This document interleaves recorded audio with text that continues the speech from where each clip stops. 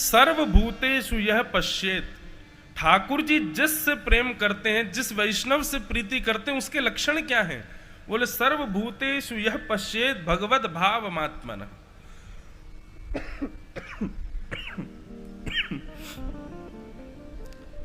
जो सभी प्राणी मात्र में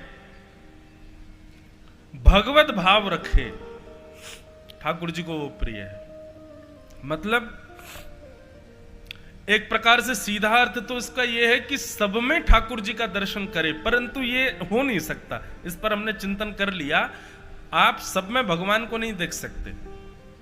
देखो अपने अगल बगल वालों को, दिख रहे हैं आपको भगवान? उनमें नहीं दिख सकते। इसलिए इसका हमने दूसरा तोड़ क्या निकाला कि सर्वभूतेषु यह पश्येत भगवत भावमात्मनः। तो इसका दूसरा तोड़ यह है कि सब में भगवान तो नहीं दिख सकते, पर सब में अवगुण मत देखो, सब में गुण देखो।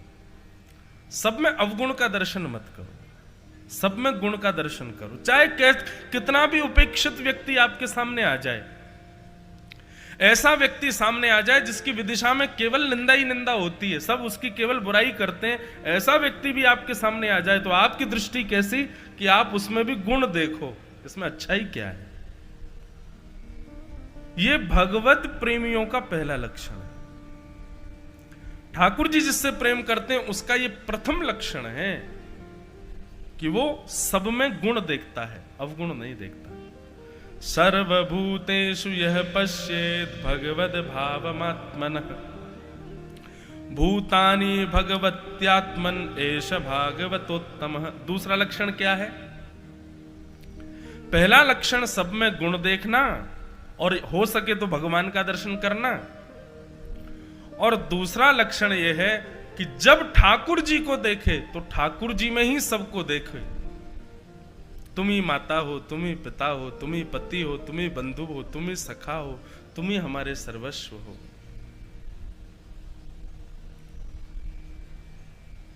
मलुकदास जी महाराज कहते हैं, एक पद पूज्य श्री मलुक पीठ वाले महाराज जी को बहुत प्रिय है, एक बार उनके सामने भी गाया था, उनको बहुत अच्छा लगा।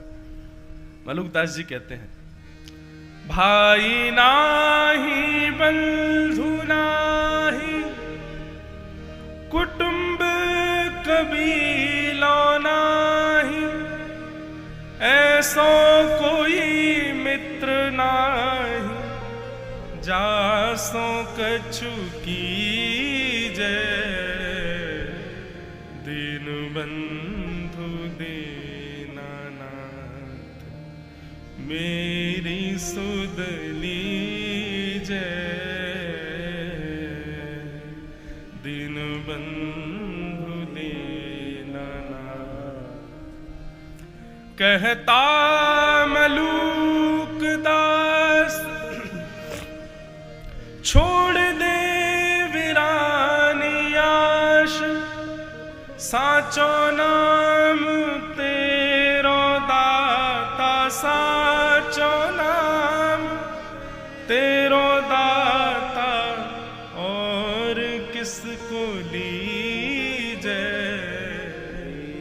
दीन बंधु दीनानाथ मेरी सुध लीजै दीन बंधु दीनानाथ। कितनी अच्छी बात है। भाई नाही, बंधु नाही, कुटुंब कभी। अब देखो यहां पर जो हरि योगेश्वर कह रहे हैं, पहला लक्षण भगवत प्रियों का बताया कि सब में गुण देखे। जब सबको देखे तो सब में गुण देखे, लेकिन जब ठाकुर जी को देखे तो सबको भूल जाए, सबको ठाकुर जी में देखे। ये सामान्य बात नहीं है। जब ठाकुर जी से दूर है तो सब में भाव ठाकुर जी का, और जब ठाकुर जी के समीप है तो सबका भाव ठाकुर जी में। ये भगवत प्रिय का पहला लक्षण है।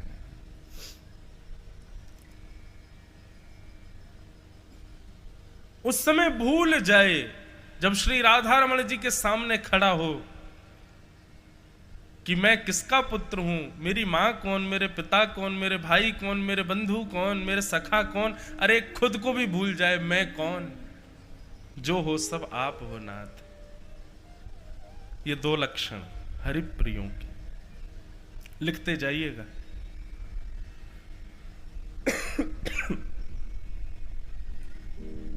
हरिप्रिय का तीसरा लक्षण क्या है? कि न काम कर्म बीजानाम यस्य चेतसि संभव वासुदेवैकनिलय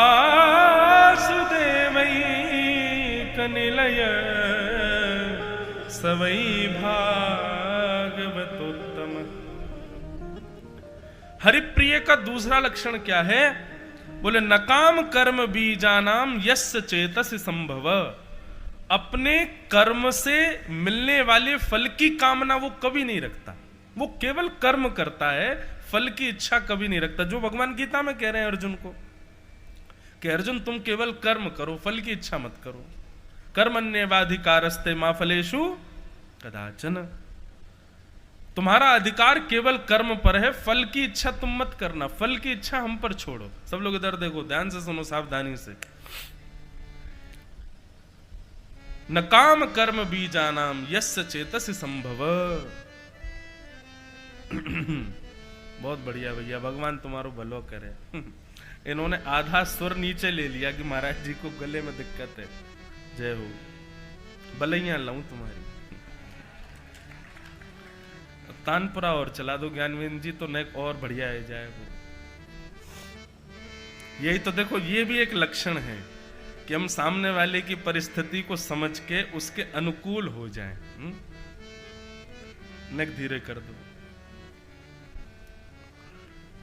तो नहीं तो उस स्वर में तो अभी तक हमें लग रहा है 1 आध घंटा में गला बैठ जाता, अंकित जी कोई कथा करनी पड़ती। भगवान करे इस स्वर में चल जाए पूरी आज की कथा। हम उत्साह में तो पूरे हैं, लेकिन थोड़ा जोर पड़ रहा है, तो आप लोग बस ध्यान से सुनो।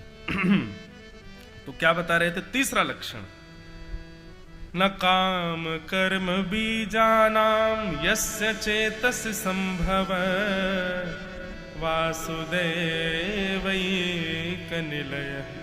स वै भागवतोत्तम। तीसरा लक्षण भगवत प्रिय का होता है कि वो केवल कर्म करता है, कर्म पर अपना अधिकार मानता है, कर्म में मिलने वाले फल को ठाकुर जी पर छोड़ देता है। ठाकुर जी मैं अपना कर्म कर रहा हूं, इससे मिलने वाला फल आपके ऊपर है, मेरे लिए उचित हो तो दीजिएगा, अनुचित हो तो मत दीजिएगा। ये तीसरा लक्षण है हरिप्रिय का। आहा, चौथा लक्षण बहुत सुंदर है। चौथा लक्षण क्या है? बोले वासुदेवैकनिलय। जो अपने तन को अपना ना मान करके अपने तन को ठाकुर जी का निलय यानी कि घर मानता है, कि ये मेरा तन नहीं है, ये ठाकुर जी का घर है। पता चल जाए कि ये हमारे ठाकुर जी का घर है, तो इस घर की व्यवस्था अवस्था सब कुछ वैसी होनी चाहिए जो ठाकुर जी के अनुरूप हो। हमें पता चल जाए हमारी पत्नी, होने वाली पत्नी का घर है, या पता चल जाए होने वाले हमारे पति का घर है, तो निश्चित है कि उसकी शुद्धता, पवित्रता, उसकी मान मर्यादा हम वैसी रखेंगे।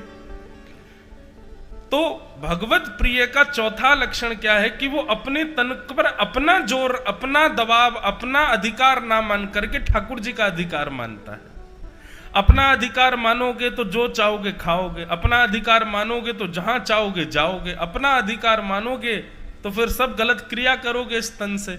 लेकिन जब इस पर अधिकार ठाकुर जी का मानोगे तो फिर एक व्यवस्था बन जाएगी कि जिस प्रकार मंदिर में शुद्धता, पवित्रता, मर्यादा हम लोग मंदिर में रखते हैं, वैसे ही ये तन भी हमारा मंदिर है। इसमें भी श्री राधा रमण लाल विराज रहे हैं, उनके अनुरूप इसकी अवस्था व्यवस्था हो, ऐसा लक्षण रखने वाला ये हरिप्रिय का चौथा लक्षण है।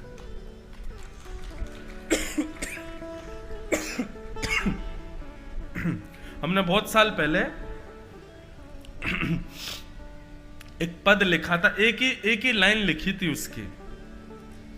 तन तो मंदिर है, तन तो मंदिर है, और इस तन में मन है वृंदावन, मन के वृंदावन में बसे हैं श्री राधा रमन। ये तन हमारा मंदिर है और इस मंदिर रूपी तन में जो मन है वो मन है वृंदावन। उस वृंदावन में कौन बसे हैं? श्री राधा रमन। वासना को छोड़ तू भक्ति पथ पे चल, वासना में क्यों जले आरती सजल। वासना मिटे नहीं तन का हो निधन, मन के वृंदावन में बसेंगे श्री राधा रमन। तो वासुदेवैक निलयः, जो अपने तन को अपना अधिकार ना मान करके ठाकुर जी का अधिकार मानता है और ठाकुर जी का निलय मानता है, उन्हीं का घर मानता है, ये भगवत प्रिय का, हरि प्रिय का चौथा लक्षण है। कितने हो गए? 4 लिखते जा रहे हैं ना आप लोग? 1 2 3 इसी से संबंधी प्रश्न करूंगा आज मैं, इसलिए ध्यान से सुनना। नहीं, इससे नहीं, मैं किसी से भी संबंधी कर सकता हूं। सारी कथा सुनो ध्यान से। पता चली केवल इसी में ध्यान दिया, बाकी में दिया ही नहीं। तो ये 4 लक्षण। 5वां लक्षण क्या है? हरिप्रिय का। न यस्य जन्म कर्मभ्याम न वर्णाश्रम जातिभिः सज्जतेऽस्मिन् अहं भावो देहे वै स हरे प्रिय। हरे प्रिय का 5वां लक्षण क्या है? नयस्य जन्म कर्माभ्याम नवर्णाश्रम जातिभिः। हरिप्रिय ना तो अपनी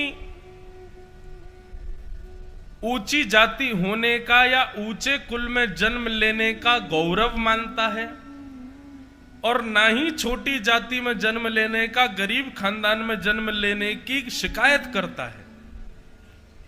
कई लोग होते हैं ना, राजघराने के हैं या बहुत श्रेष्ठ कुल में, बहुत ऊंची घर में हुए हैं, तो वो भक्ति में ये बहाना बताते हैं कि महाराज अब हम क्या करें, हमको कोई अभाव ही नहीं जीवन में। जब जन्म हुआ था सोने की चम्मच मुंह में थी, अब हम क्या करें, हमारे परिवार पर दादा से हम करोड़पति चले आए हैं, इतना धन धान्य सब घर में है, सब कुछ इतना बना बनाया मिल गया है कि अवसर ही नहीं मिलता ठाकुर जी को भजने का। कई लोग तो ऐसा आक्षेप करते हैं, और कई लोग ऐसी शिकायत करते हैं कि हमने क्या गलती की थी, ठाकुर जी ने हमको ऐसे घर में भेजा, 2-2 दिन तक भोजन नहीं बनता, हमको ऐसी जाति में भेज दिया जो सबसे उपेक्षित मानी जाती है। हरिप्रिय का लक्षण क्या है? वो ऊंची कुल मर्यादाओं का कभी गौरव नहीं करता है, ऊंची जाति में होने का अहंकार नहीं करता, भजता है ठाकुर जी को। और हरिप्रिय का 6वां लक्षण है कि वो छोटे कुल खानदान और छोटी जाति में होने के बाद भी कभी शिकायत नहीं करता ठाकुर जी से, वो ठाकुर जी का ही रहता है। कितने लक्षण हो गए? 1 2 3 4 5 हो गए। एक ही है ये दोनों, ये 2 नहीं है। आहा, ये 5 लक्षण। अब 6वां लक्षण सुनो। न यस्य स्वपर इति वित्तेष्वात्मनिवाभिदाः सर्वभूतः समः शान्ता स वै भागवतोत्तमः। न यस्य स्वपर इति, जो अपना और पराया कभी नहीं मानता, जिसके अंदर सबके प्रति समभाव, ये मेरा है तो मेरा कल्याण हुआ तो इसका भी हो जाए, ऐसी भावना नहीं। ये पराया है, मेरा कल्याण हो जाए तो इसका नहीं होना चाहिए, मेरों का ही होना चाहिए, ऐसी भावना नहीं। न यस्य स्वपर इति, वो किसी के भी प्रति स्व और पर की भावना नहीं रखता। सबई भूमि गोपाल की, सबई जन गोपाल के, सबई लोक गोपाल के, सब गोपाल जी के हैं, ऐसी भावना चित्त में रखता है। सम भाव रखता है सबके प्रति। कोई माला पहना दे तो अपना और कोई गाली दे दे तो पराया, ऐसा नहीं। कोई माला पहना दे तो अच्छा है, कोई गाली दे दे तो उसका भी कल्याण हो, ऐसी भावना रखे। जैसे कि बुद्ध, उनको नगर के लोगों ने कह दिया सामने मत जाइएगा, उस पर्वत पर अंगुली माल रहता है, लोगों को मार करके उनकी अंगुली काट करके अपनी माला में पहनता है। भगवान बुद्ध आप मत जाइएगा वहां पर। तो बुद्ध भगवान बोलने लगे हम काय बात को बुद्ध बने, केवल माला पहनाने वाले जहां बैठे रहे वहीं से जाएं, हम जहां दूषित लोग हो वहां से जाएं ही नहीं, अपना रास्ता ही बदल लें। हम इसलिए बुद्ध बने हैं क्या? हम इसलिए बुद्ध बने कि जहां दूषित बैठे हो वहां जाकर के उस दूषित को भी पवित्र करें, इसलिए बुद्ध बने हम माला पहनने के लिए बुद्ध नहीं बने। ये बात उन लोगों के लिए जो व्यास मंच पर बैठते हैं, तिलक लगाते हैं, चोटी रखते हैं, धोती बगलबंदी पहनते हैं, वैष्णव अपने आप को बताते हैं, अब स्वयं भगवत कथा और भगवत कीर्तन गाते हैं। आप भगवत कथा कीर्तन केवल इसलिए नहीं गा रहे हो कि केवल भक्तों को सुनाओ। जहां भक्त से परे लोग हैं वहां जाकर के भी उनके चित्त में भक्ति का बीजारोपण करो, इसलिए हम लोग इस गद्दी पर बैठे। कई बार फ्लाइट में, ट्रेन में, विदेशों में, बड़े शहरों में ऐसे लोग मिल जाते हैं जो भगवान पर ही प्रश्न उठाते हैं। कई लोगों को मैंने देखा कि ऐसे लोगों को उपेक्षा कर देते हैं उनकी, हे भगाओ इसको, ये तो ऐसा ही है, ये तो ऐसी बात करता, भगवान पे प्रश्न उठाता है। आजकल क्या हो गया कि विवाद करने में सब आगे आ जाते हैं कि उसने ठाकुर जी के बारे में ऐसा बोला, उसने मानस जी में ऐसा बोल दिया, उसने ये कर दिया। अरे उसकी उपेक्षा मत करो, ठीक है उपेक्षा का अधिकार, उपेक्षा वाला काम किया उसने, लेकिन एक बार जाइए तो सही, जाकर के उसके चित्त में भक्ति का बीजारोपण अपने प्रवचनों से कीजिए तो सही। हम लोग इसलिए थोड़ी वक्ता बने कि केवल भक्ति ही हमें कथा में, हम वक्ता इसलिए भी बने, वैष्णव इसलिए भी बने हैं ताकि जो भगवत भक्ति नहीं जानते उनके बीच जाकर के भी भक्ति का प्रचार कर सके, उनके बीच जाकर के भी भक्ति के बीजारोपण और भक्ति के स्वरूप स्वभाव को स्थापित कर सके। यहां पर वही बात कही जा रही है, न यस्य स्व पर इति, स्व और पर की भावना जिसके चित्त में नहीं, सब अपने हैं, सबको समझावे बैठ करके और फिर ना माने कोई तो उसकी फिर उपेक्षा करे। उपेक्षा का मतलब उसकी निंदा करना नहीं होता, उपेक्षा का मतलब होता उसको उसके ऊपर ही छोड़ देना। लगे महाराज पकड़ करके उसकी निंदा करने में, फेसबुक पे, सोशल मीडिया पे लगे उसको खींचने में, इसने ऐसा कहा, ये किया, वो किया। अरे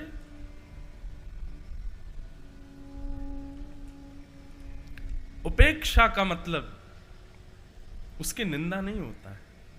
उपेक्षा का मतलब तजोरे मन हरि विमुखन को संग, जाके संग कुमति उपजत है, पड़त भजन में भंग, तजोरे मन हरि विमुखन को, कहा होत पै पान कराए, विष नहीं तजत भुजंग। कितना भी दूध पिला दो, सर्प फिर भी डसेगा तो जहर ही डालेगा आपके भीतर। ऐसे जो लोग हैं उनको एक आध बार समझाने का प्रयास करो, नहीं मानते, नहीं भक्ति भाव उनके चित्त में आता, छोड़ो, उपेक्षा करो, उनका त्याग करो।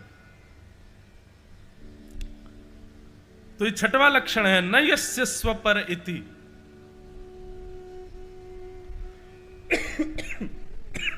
स्व और पर की भावना जो नहीं रखता है, सबको अपना माने।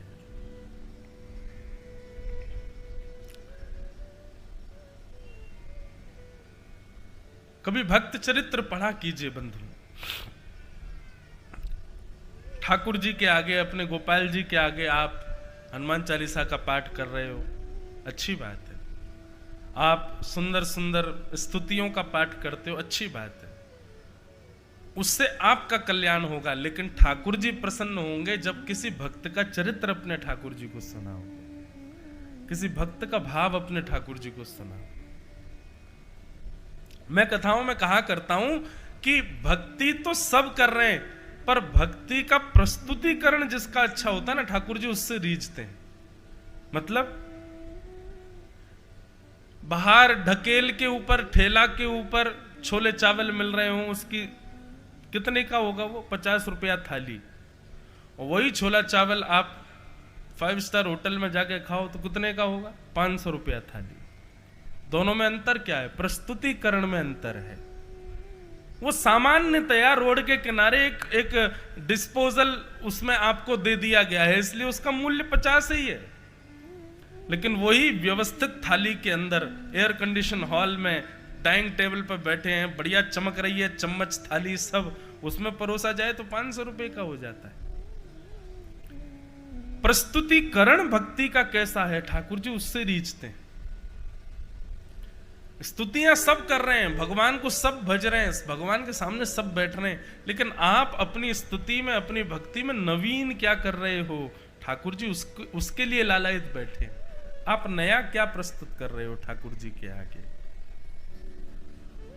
तो ये 6 लक्षण हैं हरिप्रिय बनने के।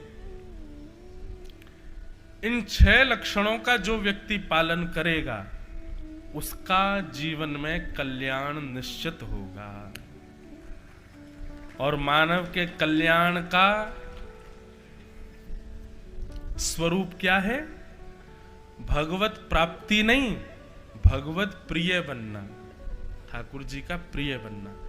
आप ठाकुर जी के प्रिय बन गए तो आपको प्रयास नहीं करना पड़ेगा ठाकुर जी से मिलने का, ठाकुर जी प्रयास करेंगे आपसे मिलने का। यह है मानव का कल्याण। तो ये सब बंधुओं चिंतन से आते हैं भाव, ऐसे चिंतन किया करो। तो ये हमने आज एक भाव बताया। कल प्रश्न दिया गया था कि भगवत प्रीति के 5 लक्षण बताइए। उसके उत्तर आए हैं, बहुत सारे उत्तर आ गए हैं आज। अब इनमें से जो श्रेष्ठ उत्तर होगा उसका कल नाम उद्घोषित किया जाएगा, रात में पढ़ेंगे और फिर हम 5 लक्षण और बताएंगे। भगवत प्रेम के 5 लक्षण कौन से हैं और कैसे किया जा सकता है। फिर कल, आज एक प्रश्न दिया जाएगा, उसका कल आप उत्तर देना, परसों उसकी उद्घोषणा करेंगे। ऐसी चलेगी अब ये भक्ति पथ की धारा। तो कल कथा का क्रम जहां तक पहुंचा, अब कथा क्रम वहीं से प्रारंभ करते।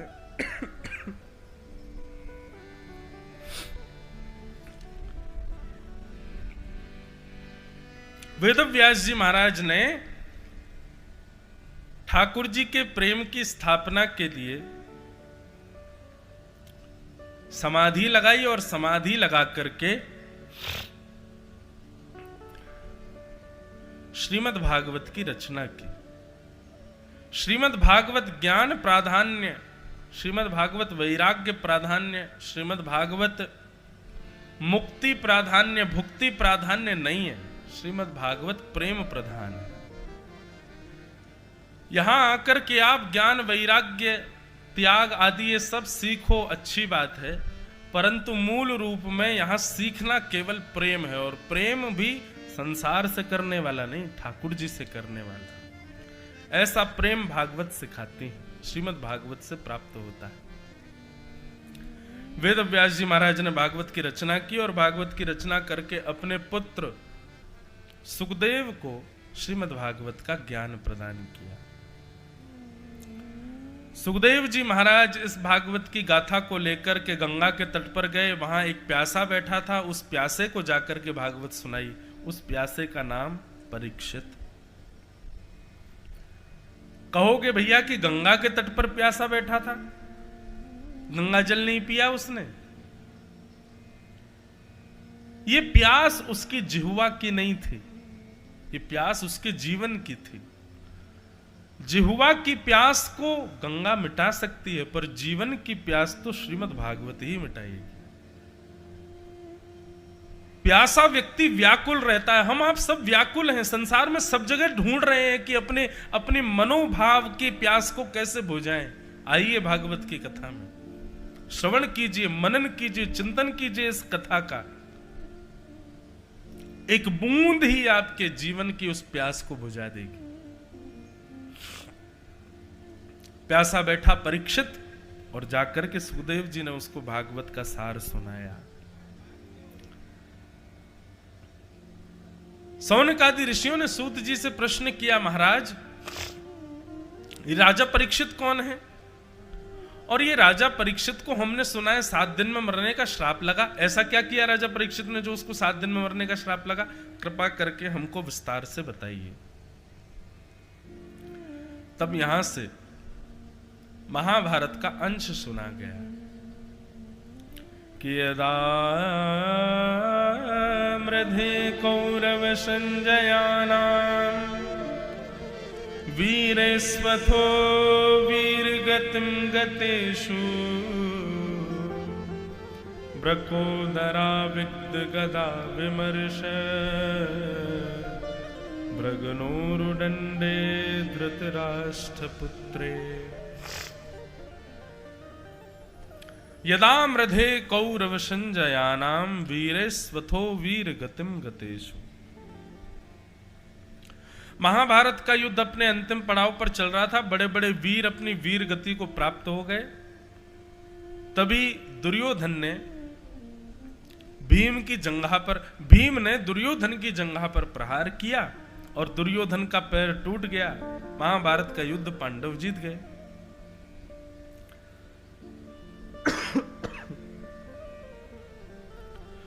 पांडवों की जीत का उद्घोष हुआ।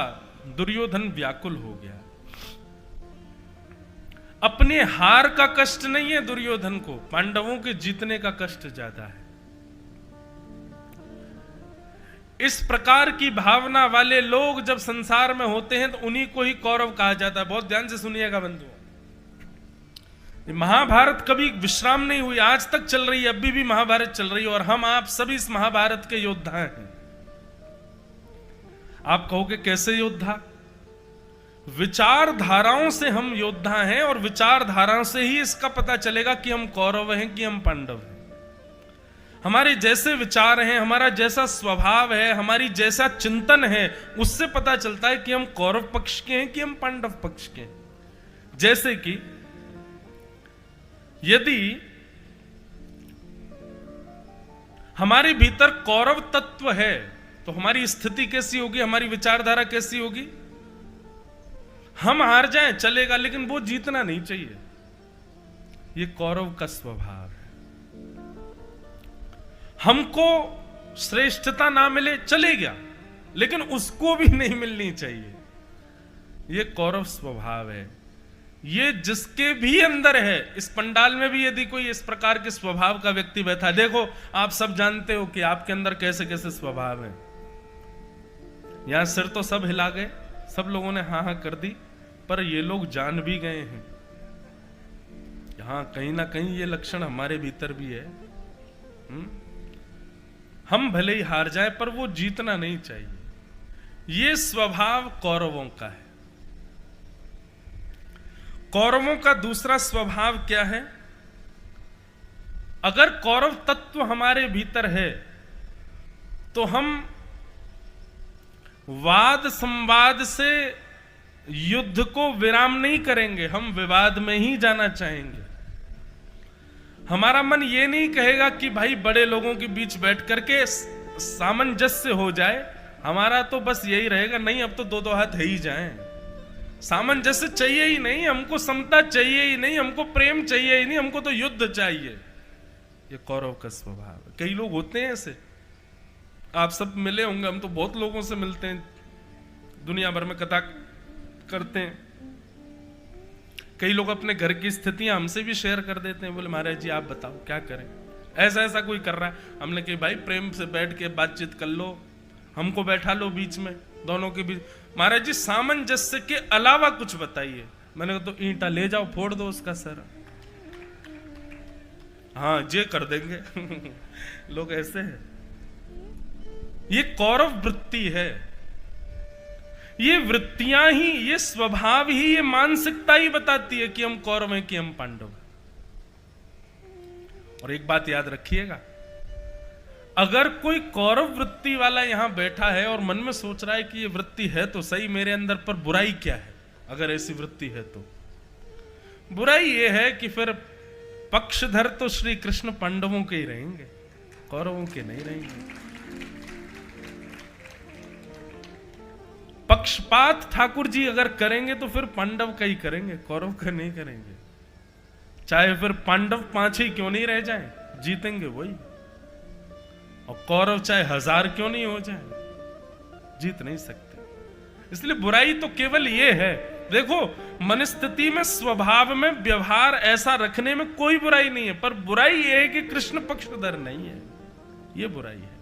फिर तो भले ही तुम भीष्म पितामह बन जाओ, भले ही तुम द्रोणाचार्य बन जाओ, भले ही तुम कृपाचार्य बन जाओ, भले ही तुम कितने भी बड़े योद्धा बन जाओ, भले ही पूरा शरीर दुर्योधन की तरह स्टील का, लोहे का कर लो अपना, हार तुम्हारी निश्चित है।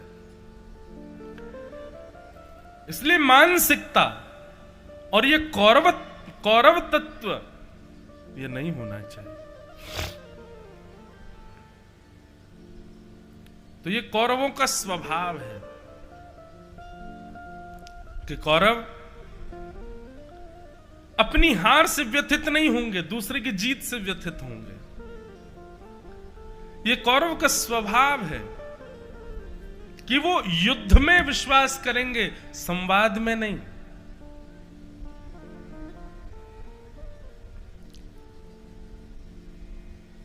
ये कौरव तत्व है कि वो अपनी बुद्धि का प्रयोग ज्यादा करेंगे चक्रव्यूह बनाने के लिए, हृदय का प्रयोग नहीं करेंगे। वो चतुराई दिखाएंगे ज्यादा से ज्यादा। पांडव और कौरवों में यह भी एक अंतर है कि कौरव बुद्धि का प्रयोग करते हैं और पांडव हृदय का प्रयोग करते हैं। और इसका मूल प्रमाण यह है कि अर्जुन जब युद्ध करने के लिए जा रहा था तब भगवान से कहता है, सेनयोर भयोर मध्य रथम स्थापयमेच्युता, मेरे रथ को ले जाकर के उभय सेना के बीच में खड़ा कर दीजिए। और जैसे ही भगवान उसके रथ को लेकर के उभय सेना के बीच में गए, यदि बुद्धि का प्रयोग किया होता अर्जुन ने तो युद्ध करता, पर हृदय का प्रयोग किया था, इसलिए धनुष बाण छोड़ दिए। मैं अपनों को नहीं मारूंगा, ये मेरे अपने।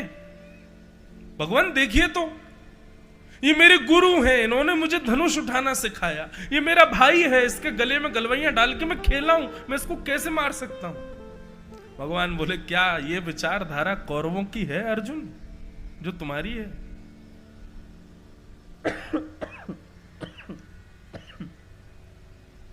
आप कहेंगे कि महाराज जी इसी विचारधारा पर ठाकुर जी डांट रहे हैं अर्जुन को, और आप कह रहे हैं कि ऐसी विचारधारा नहीं हो। इस विचारधारा पर डांट भले ही रहे ठाकुर जी अर्जुन को, लेकिन छोड़ नहीं रहे अर्जुन को, खड़े तो है ना साथ में। इसी विचारधारा की वजह से खड़े भी हैं ठाकुर जी।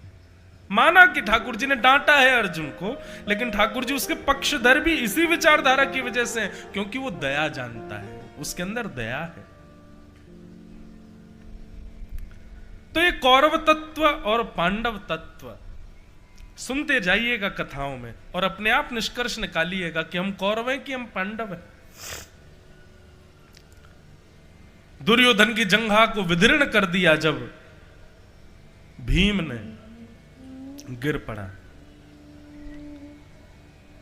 और गुरुपुत्र अश्वत्थामा से कह दिया, अगर हम राज्य गद्दी पर नहीं बैठे इंद्रप्रस्थ की पर, तो ये पांडव भी नहीं बैठने चाहिए। गुरुपुत्र अश्वत्थामा बोला, युद्ध तो विराम हो गया है, जीत गए पांडव, अब क्या करें हम? बोले, न्याय से जीते हैं पर छल से हराया जा सकता है। रात्रि में जब पांडव अपने शिविर में सो रहे हो, जाकर के मार देना इनको, किसको क्या पता चल रहा है? कम से कम हम नहीं बैठे तो ये भी तो नहीं बैठेंगे। प्रेम से मर तो जाऊंगा मैं कि हाँ चलो, खुद नहीं बैठा तो दूसरे को भी बैठने नहीं दिया मैंने। और अश्वत्थामा अर्धरात्रि में ही पांडवों को मारने के लिए जैसे ही गया, जिसके रक्षक सुदर्शनधारी हैं उसको कौन मार सकता है? बंधुओं, लोग ऐसा मानते हैं, मैं कथाओं में कहा करता हूं कि ठाकुर जी ने हमारी रक्षा की। ऐसा अगर पूछा जाए लोगों से कि ठाकुर जी ने तुम्हारी कभी रक्षा की है, तो वो व्यक्ति पता है क्या उत्तर देगा? बोले, हाँ मेरी रक्षा की। बोले, कैसे की? एक बार हम केदारनाथ जा रहे थे महाराज जी, इतना जोर का कोहरा पड़ा, बस हमारी गाड़ी गिरने ही वाली थी पहाड़ पे से, लेकिन पता नहीं कैसे हमारे ड्राइवर को पता नहीं क्या चेतना आई, उसने ब्रेक लगा दिया, रुक गए। हमने जब कोहरा छटने पे देखा तो आगे खाई थी। भगवान ने हमारी बड़ी रक्षा की। ताली नहीं बजाना है अभी, नहीं नहीं नहीं नहीं नहीं नहीं, नहीं। रुको रुको रुको, अरे बात तो सुनो पूरी। लोग इन इन बातों पर कहते हैं कि भगवान ने हमारी रक्षा की। वेंटिलेटर पर चला गया था मैं, मेरी श्वास बस, डॉक्टर कह रहा था राम राम जपो ये बचेगा नहीं। लेकिन कैसी मेहर हुई भगवान की कि आज मैं आपके सामने बैठा हूं। लोग सोचते हैं कि ये भगवत रक्षा है, ये पहाड़ों से बच जाना, एक्सीडेंट होते होते बच जाना, मरते मरते जीवित हो जाना, भयंकर आपत विपत्ति बीमारियों से दोबारा कुशल हो जाना, ये भगवत रक्षा नहीं है। ये आपका प्रारब्ध है, ये आपका प्रारब्ध आपको बचा रहा है। भगवत रक्षा क्या है? भगवत रक्षा प्राणों की नहीं करते। भगवत रक्षा तो आपकी स्थिति की, आपके मन की करेंगे। कैसे? व्यसन भोगने को 25 थे मेरे सामने, मैं चाहता तो भोग सकता था, लेकिन उस समय मेरी जिह्वा ने अपने ऊपर वश किया। यह भगवत रक्षा है। असंख्य सुंदरी नारियां थी चारों ओर, लेकिन मैंने अपने ब्रह्मचर्य का पालन किया और अपने ऊपर वशीकरण करते हुए निकल आया उस स्थिति से। यह है भगवत रक्षा। किसी ने मुझे लोभ दिया था 50 करोड़ रुपए का कि तुमको दे देंगे, तुम ऐसा ऐसा कर दो, लेकिन उस समय मैंने अपने चित्त को धैर्यवंत करके कहा कि 50 रुपए की रूखी रोटी खा लूंगा, लेकिन 500 करोड़ नहीं खाऊंगा। यह है भगवत रक्षा। ये मृत्यु से बच जाना, गिरते गिरते संभल जाना, गाड़ी चलाते चलाते रुक जाना, ये भगवत रक्षा नहीं है, ये प्रारब्ध है। पर अपने जीवन की ऐसी स्थितियां जहां पर लाभ मिल रहा था, भोगों को, इंद्रियों को लाभ मिलने वाला था, उस लाभ को छोड़ करके भजन को प्राधान्यता जब आप देने लग गए, तब समझो ये थी भगवत रक्षा। यह है भगवत रक्षा। तो आज के बाद यदि भगवत रक्षा का अनुभव करना हो तो इंद्रिय भोगों से जब स्वयं को वशीकृत करो, संयमित करो, अपने आप को रोको, तब समझना ये थी भगवत रक्षा। हमारे पूज्य गुरुदेव भगवान गाते हैं कथाओं में, पिताजी महाराज, देखना इंद्रियों के ना घोड़े भगे, उनमें हरदम जो संयम के कोड़े परे, अपने रथ को सुमार्ग लगाते चलो, कृष्ण गोविंद गोपाल गाते चलो। दुख में भूलो मति, सुख में फूलो मति, प्राण जाए मगर नाम भूलो मति, काम की वासना को मिटाते चलो, कृष्ण गोविंद गोपाल गाते चलो। आज के बाद ठाकुर जी ने मेरी रक्षा की, इसका अनुभव तब कीजिएगा जब इंद्रिय भोग से तुम खुद को बचाओ। क्योंकि मानव का स्वभाव तो जल की तरह होता है, जल को यदि छोड़ दिया जाए तो ढलान पे ही जाएगा। मानव को खुली छूट मिल जाए तो वो ढलान पे ही गिरेगा। पर मानव अपने आप को यदि गिरने से बचा ले, मानव यदि कभी भोग इंद्रियों के भोगने से स्वयं को रक्षित कर ले, तब समझना तुमने नहीं, तब ठाकुर जी ने तुम्हारी रक्षा की, ठाकुर जी ने तुमको बचाया। समझ में आई बात? तो पांचों पांडवों को भगवान अन्यत्र किसी स्थान पर ले गए और अश्वत्थामा ने आकर के सोते हुए 5 पुत्रों को मार दिया, द्रौपदी के 5 पुत्र। प्रातःकाल होते ही जब द्रौपदी को पता चला तो द्रौपदी ने रुदन करना प्रारंभ किया। 5 पांडव व्यथित हो गए। उत्सव मनने वाला था विजय का, लेकिन मातम मनने लगा। अर्जुन ने प्रतिज्ञा ले ली, द्रौपदी तुम रो नहीं, मैं वचन देता हूं, मैं गांडीव धनुषधारी अर्जुन तुमको वचन देता हूं, जिसने भी 5 बालकों को मारा है मैं उसको जीवित नहीं छोड़ूंगा, उसके सर को धड़ से अलग कर दूंगा, उसके रक्त से तुम्हारे केश को रंगित कर दूंगा।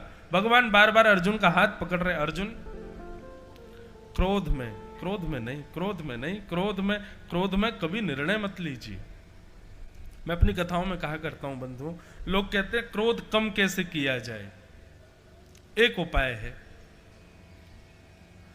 क्रोध कम हो इसकी आवश्यकता नहीं है, क्रोध में आप गलत निर्णय ना लो इसकी आवश्यकता ज्यादा है। क्योंकि क्रोध में लिया गया निर्णय कभी उचित हो ही नहीं सकता। वो बात अलग है, बच्चा पढ़ नहीं रहा, मां जाकर के क्रोध करके पीट दे, वो अलग विषय हो जाता है। किसी को सुधारने के लिए, किसी को व्यवस्थित करने के लिए मां पुत्र के ऊपर करे, पिता पुत्र पुत्री के ऊपर करे, कभी श्रेष्ठ व्यक्ति के नीचे काम करने वालों पर वो करे, वो एक अलग विषय हो जाता है। यहां तो क्रोध आमने सामने सामंजस्य और विवादों के बीच की बात कर रहे हैं हम।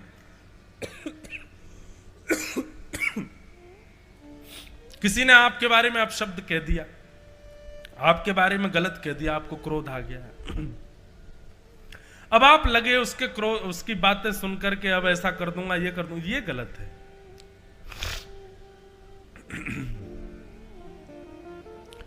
क्रोध पर आप वश नहीं कर सकते, पर क्रोध होते समय, क्रोधित होते समय, क्रोध आते समय अपने निर्णयों पर थोड़ा वश कीजिए। हम निर्णय उस समय ध्यानपूर्वक लें।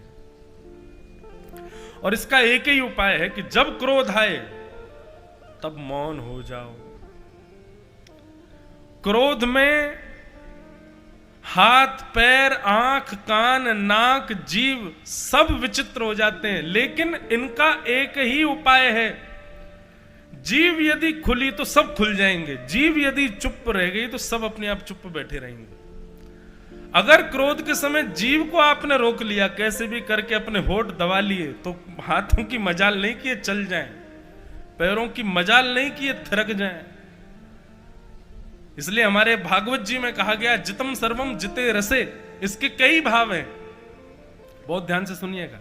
जितम सर्वम जिते रसे, बोले इन सारी इंद्रियों का जो जैसे गाड़ी में आजकल अब चाबी बदल गई है, अब बटन आ गए हैं, स्टार्ट करने का बटन होता है, बटन दबाते ही इंजन भी चालू हो जाएगा, एसी भी चालू हो जाएगा, लाइट भी चालू हो जाएगी, स्टीयरिंग भी पावर हो जाएगी, एक्सीलेटर, ब्रेक सब बिल्कुल एक्टिव हो जाते हैं।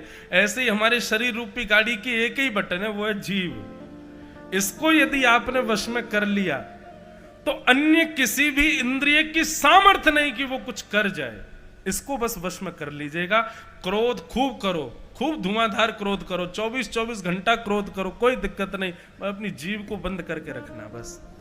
आप देखेंगे अपने आप आपका क्रोध जो है वो कंट्रोल्ड हो जाएगा, अपने आप धीरे धीरे क्रोध सम होता चला जाएगा। लेकिन यही तो सबसे कठिन है कि क्रोध आवे और जीभ ना खुले,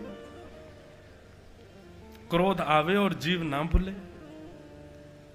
इसलिए जीभ को रोक लो।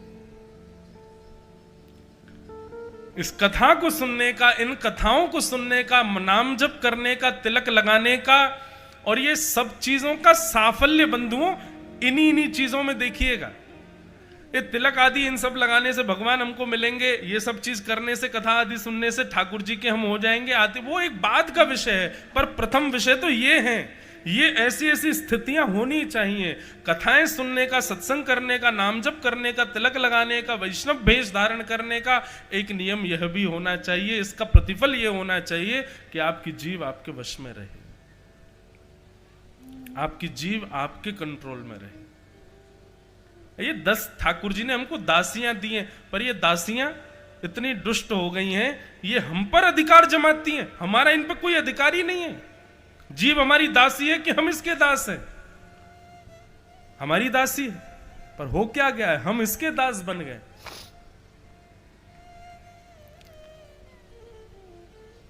चाट खवा लाओ, सोई महाराज 20 रुपए का तेल फूंक देते हैं, बाइकली खिला लाए।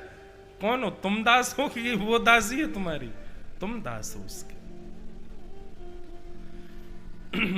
इसलिए भैया क्रोध कम हो उसके लिए जीव को अपने वश में कर लो, जीव को शांत कर लो बस। इसको मैं दूसरा नाम देता हूं कथाओं में, लूली बाई। क्या नाम है?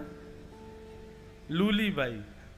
एक भी हड्डी नहीं है इसके अंदर, पर ये आपके शरीर की सिर से लेके पैर तक एक एक हड्डी को तोड़वाने की सामर्थ्य रखती है। लूली बाई सिक्योरिटी गार्ड है, इसके 32 सिक्योरिटी गार्डों के बीच में रहती है लूली बाई।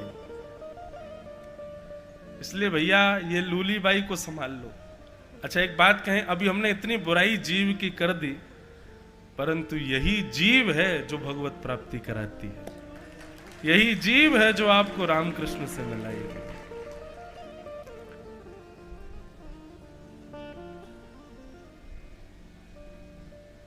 सूरदास जी कहते हैं, मन रे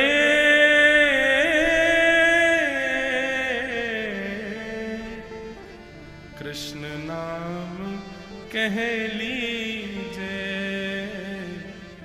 राम नाम कह लीजे। और वहीं बिंदु जी कहते हैं, हमारे वृंदावन के बिंदु जी, रसना निस दिन भज हरि का नाम, श्री राम श्री कृष्ण श्री कृष्ण श्री राम, जो है सुख कर आनंद धाम, श्री राम श्री कृष्ण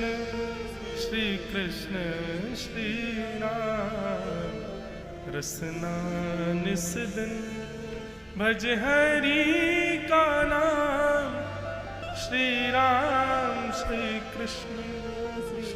कृष्ण श्री राम। तो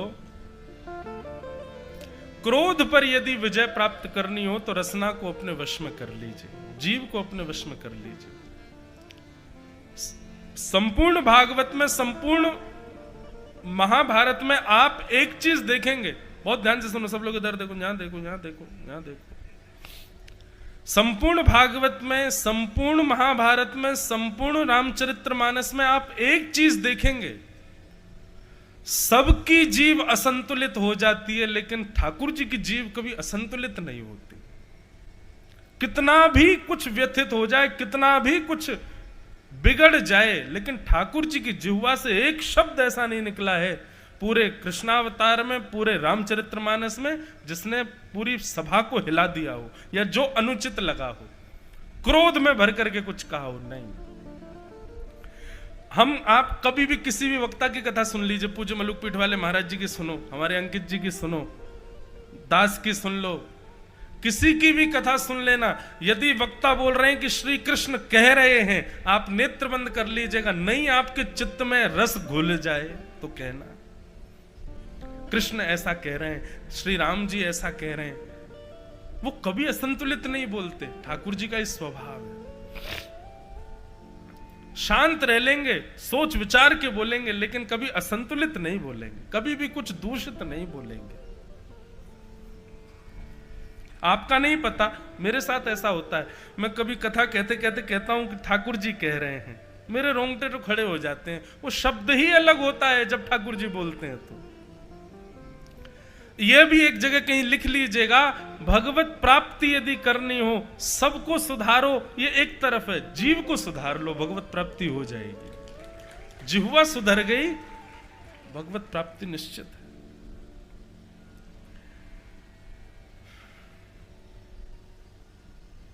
कई लोग हैं नाम जब खूब करते हैं, लेकिन जब लड़ाई झगड़ा हो जाता है तो जीव असंतुलित हो जाती है। एक मौनी बाबा वृंदावन में मौन व्रत धारण किया उनने, और मौन रह के क्या करते थे, राम राम राम राम राम जपते रहते थे, राधे कृष्ण जपते रहते थे, मौन रहते थे। पर एक बार किसी चेला ने कोई गलती कर दी तो लिख करके गाली दी उसको। ऐसा मौन काय बात का? जीव असंतुलित नहीं होनी चाहिए। तो अर्जुन प्रतिज्ञा लेने लगा, तुम चिंता मत करो द्रौपदी, तुम्हारे बालकों के हत्यारे को जीवित नहीं छोड़ूंगा, सर धड़ से अलग कर दूंगा, उसके रक्त से तुम्हारे केश रंगित कर दूंगा। भगवान बार बार हाथ पकड़ रहे थे, बोले अर्जुन क्रोध में निर्णय नहीं लेते, पर अर्जुन नहीं माना। अर्जुन ने निर्णय ले लिया कि जिसने भी बालकों की हत्या करी उसको जीवित नहीं छोड़ूंगा। पकड़ करके अश्वत्थामा के हाथ पैर बांध करके लेकर ला करके द्रौपदी के सामने प्रस्तुत कर दिया। द्रौपदी ने जैसे ही देखा बालकों का हत्यारा कौन, गुरुपुत्र अश्वत्थामा। द्रौपदी कहने लगी अर्जुन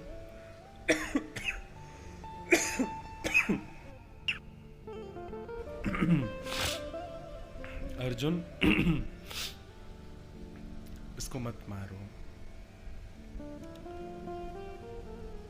निरीक्ष कृष्णापकृतं गुरु सुतं वाम स्वभावा कृपया नाम च। अर्जुन, ये हमारी गुरु का बेटा है, तुम किसको बंदी बना के ले आए हो? अर्जुन बोले, अरे गुरुपुत्र बाद में है, तुम्हारे बालकों का हत्यारा पहले है। ये दृष्टि देख करके इस पर दया मत करो द्रौपदी कि ये गुरुपुत्र है, कौन है? अच्छा, गुरुपुत्र नहीं है? बोले नहीं है गुरुपुत्र, ये बालकों का हत्यारा है। तब द्रौपदी कहती है, बोले गुरुपुत्र नहीं है तो फिर दूसरी बात सुनो, ये ब्राह्मण है, और ये ब्राह्मण है इसलिए हम क्षत्रिय हैं, ब्राह्मण को मारने का हमारा कोई कर्तव्य नहीं, धर्म नहीं है।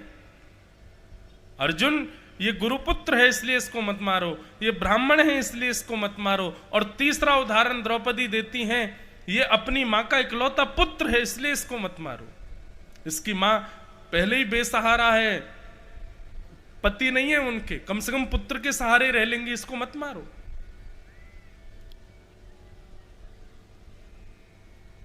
और पांचवा कारण कहती हैं द्रौपदी, यदि इसको मारने से मेरे चारों बालक जीवित हो जाएं तो मारो, पर नहीं होगा ऐसा तो फिर क्यों मारते हो? कोई और दंड का निधान रखो, लेकिन मृत्यु दंड मत दो। बंधुओं, क्षमा दान ये ठाकुर जी को बहुत प्रिय है। जब किसी व्यक्ति के अंदर क्षमाशीलता आ जाती है ना, अत्यंत द्रोह करने वाले, अत्यंत दूषित क्रिया करने वाले को भी कोई यदि क्षमा कर देता है सहज भाव से, ठाकुर जी उससे रीझ जाते हैं। ये मैंने एक नहीं अनेक बार देखा है, भक्त चरित्रों में और श्रीमद् भागवत में भी। जिसने भी अपने द्रोही को क्षमा किया, ठाकुर जी उसके हो गए। तो ये हरिप्रिय के जो 6 लक्षण हमने बताए, 7वां और जोड़ दो उसमें, क्षमाशीलता। आपके साथ बड़े से बड़े अपराध करने वाले को, देखो अपराध की भी अपनी अपनी गरिमा होती। कई अपराध ऐसे होते हैं वो क्षम्य नहीं होते। गौ हत्या हो गया, ये क्षम्य अपराध नहीं है। ब्रह्म हत्या हो गया, ये भी क्षम्य अपराध नहीं है। किसी अबला दुर्बला नारी के साथ दुर्व्यवहार, ये भी क्षम्य अपराध नहीं है। मातृ पितृ हत्या, ये भी क्षम्य अपराध नहीं है। इनमें क्षमा नहीं है। पर इनसे परे यदि कोई अपराध है, प्रयास करो कि क्षमा करो। आप कहोगे महाराज जी आपको क्या पता, आपके साथ हुआ थोड़ा ही होगा। लोग कितना कितना गलत कर देते हैं। जो मैंने बात की उनसे परे, हमारे अधिकार को छीन लिया, हमारे परंपरा की जमीन हड़प ली, यों कर लिया त्यों कर लिया, सब कर लिया। परंतु एक बात आप ध्यान से सुनिएगा, सबसे बड़ा दंड यदि संसार में कोई है तो वो क्षमा ही है। सबसे बड़ा दंड है क्षमा। क्यों? क्योंकि जब आप किसी अपराधी को क्षमा कर देते हैं तो फिर प्रकृति आपका दंड लेती है उससे। हम लोग कहते हैं ना, अरे भाई छोड़ो इसको, भगवान सब देख रहा है, छोड़ो माने क्षमा करो, ठाकुर जी देख लेंगे क्या करना। और ये बात निश्चित है, जब आप किसी को क्षमा करते हैं तो फिर ठाकुर जी देखते हैं उसको। लेकिन जब आप किए गए के साथ में कर देते हैं कुछ, तो फिर ठाकुर जी कहते हैं अब इसने कर तो लिया, अब इसको हम अलग से क्या दंड दें, अपना बदला इसने ले लिया। लेकिन जब आप किसी के द्वारा किए गए अपराध पर क्षमा कर देते हैं तो फिर आपके बदला लेने की कमान ठाकुर जी संभालते हैं। बोले तुम जाओ आनंद करो, अब हम देखते हैं हमको क्या करना है। और फिर आपने जो सोचा नहीं होगा ठाकुर जी वो करेंगे। इसलिए सबसे बड़ा दंड क्या है संसार में? क्षमा।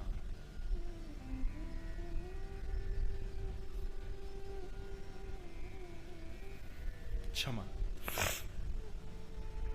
द्रौपदी क्षमा दान करने लगी। कितनी बड़ी बात है।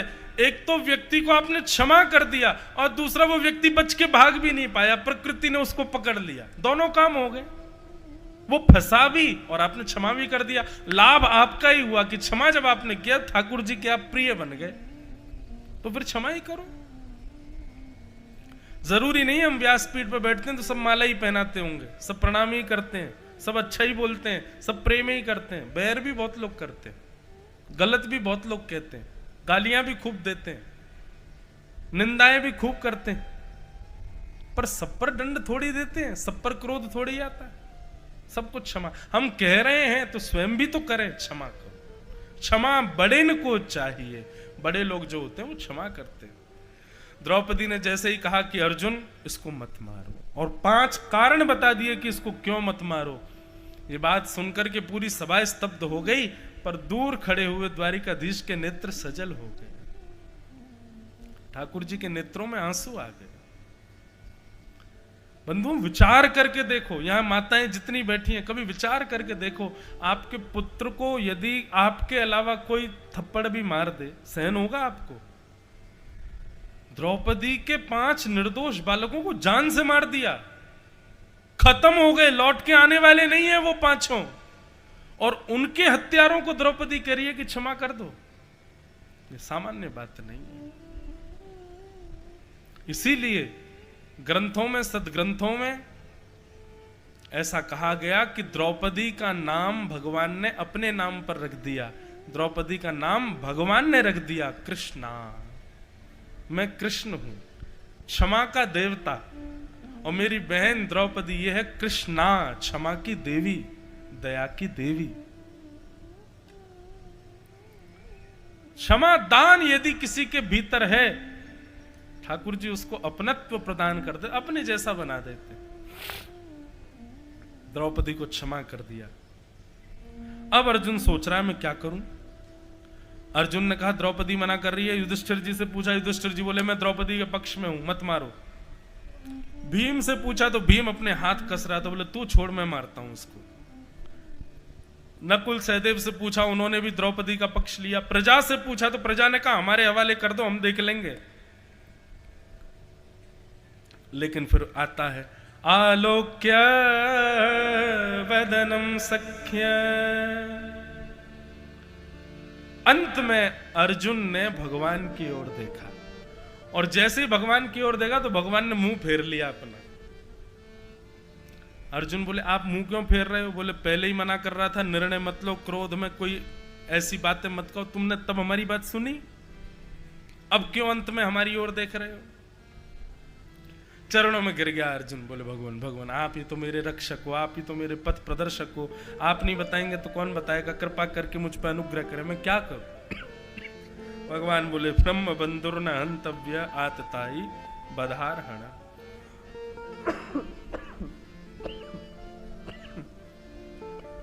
ब्राह्मण कैसा भी क्यों ना हो उसको मारना नहीं चाहिए अर्जुन, और बालकों का हत्यारा कोई भी क्यों ना हो उसको छोड़ना नहीं चाहिए। ब्राह्मण कैसा भी क्यों ना हो उसको मारो मत, बालकों का हत्यारा कोई भी क्यों ना हो उसको छोड़ो मत। ठाकुर जी के इस प्रस्ताव को सुनकर के अर्जुन समझ गए मुझे क्या करना है। अश्वत्थामा ब्राह्मण भी है, बालकों का हत्यारा भी है, और दोनों बातों का विचार करके आधी दाढ़ी मूछ केश मूड़ करके अपमान करके गुरुपुत्र अश्वत्थामा को सभा से निकाल दिया। बोलो भक्त वत्सल भगवान के।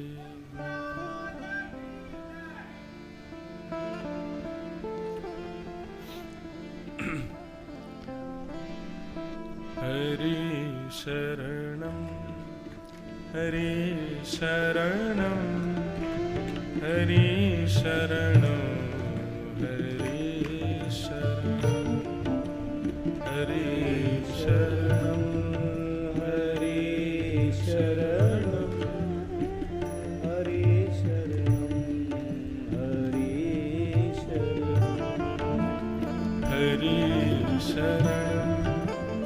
हरि शरणम हरि शरणम हरि शरणम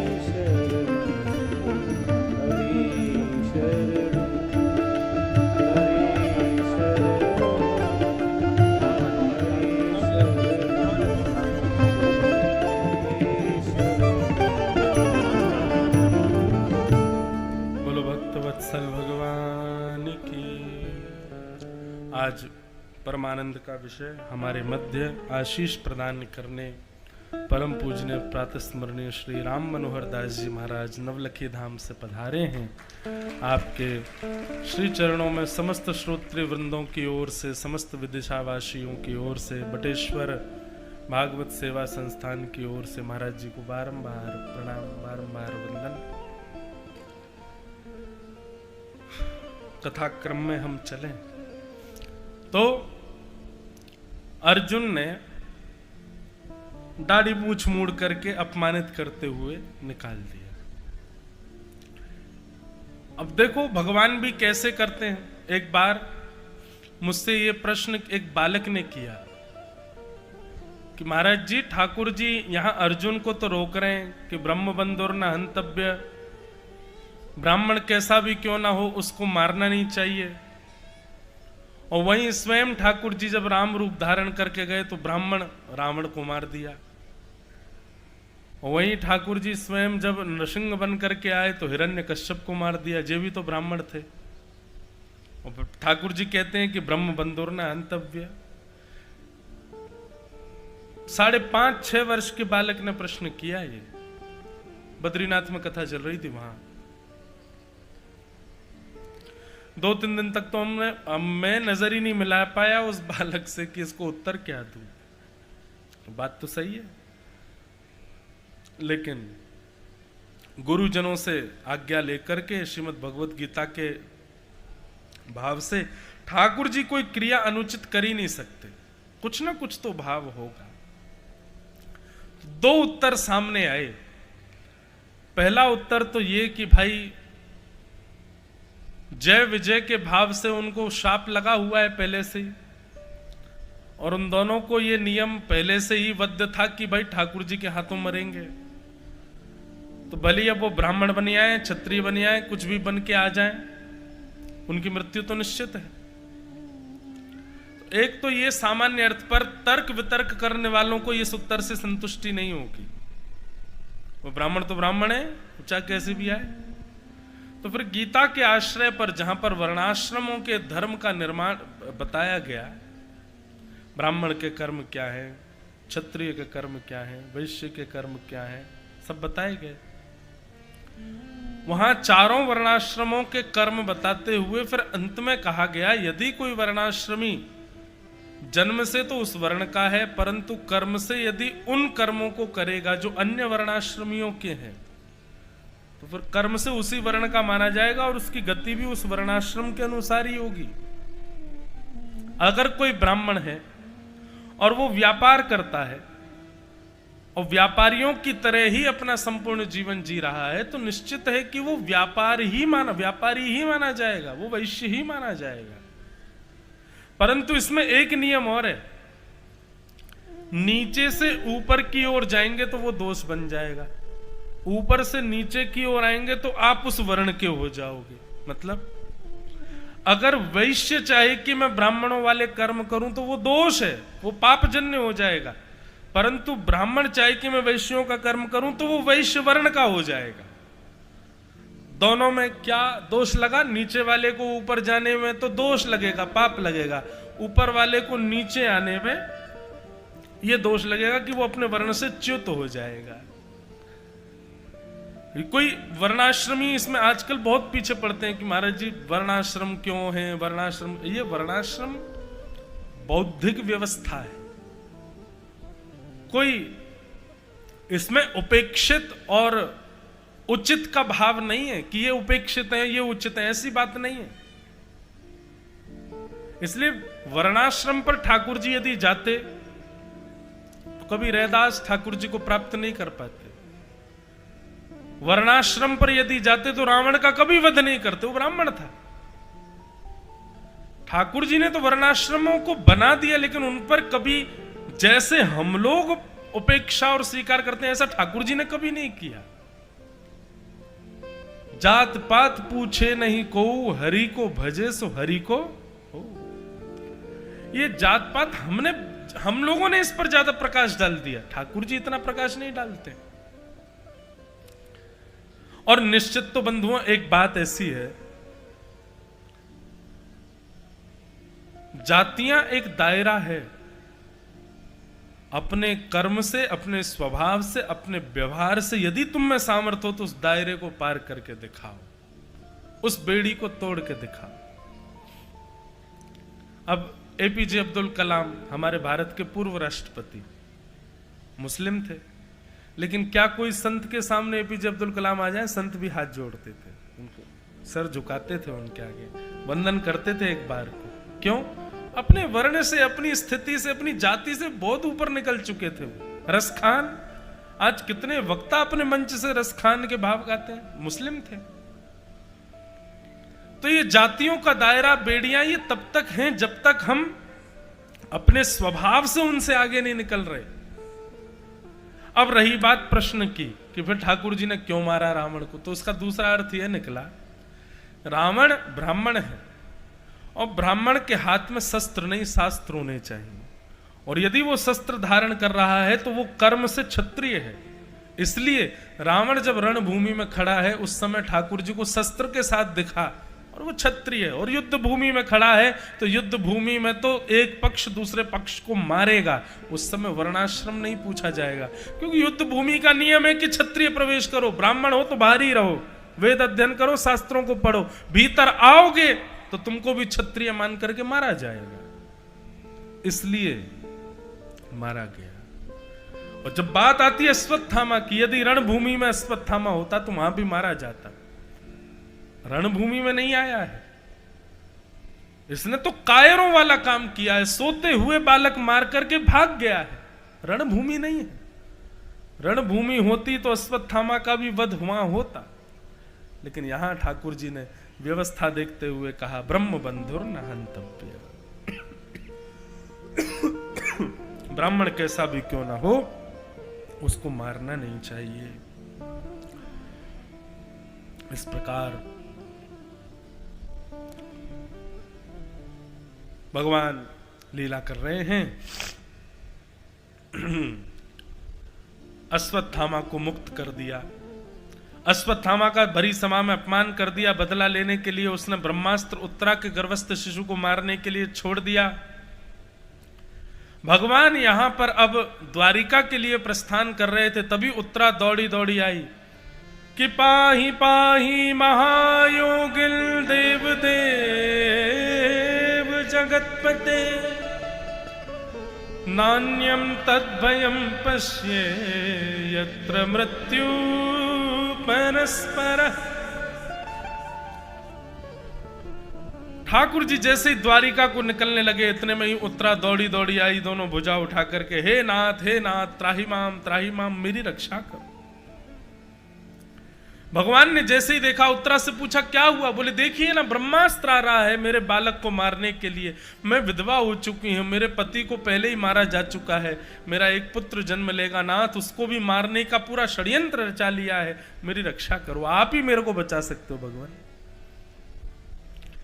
बंधु, ठाकुर जी का इतना सुंदर रूप है यहां पर, भगवान एक रूप से तो बाहर खड़े हैं, सब देख रहे हैं कि उत्तरा सामने खड़ी है, लेकिन एक अदृश्य रूप बनाकर के ठाकुर जी ने उत्तरा की नासिका से उसके गर्भ में प्रवेश किया और अपनी चक्रा नाम की गदा को इतनी द्रुत गति से घुमाया कि उत्तरा के गर्भस्थ शिशु की रक्षा हो गई और ब्रह्मास्त्र आकाश में नष्ट हो गया।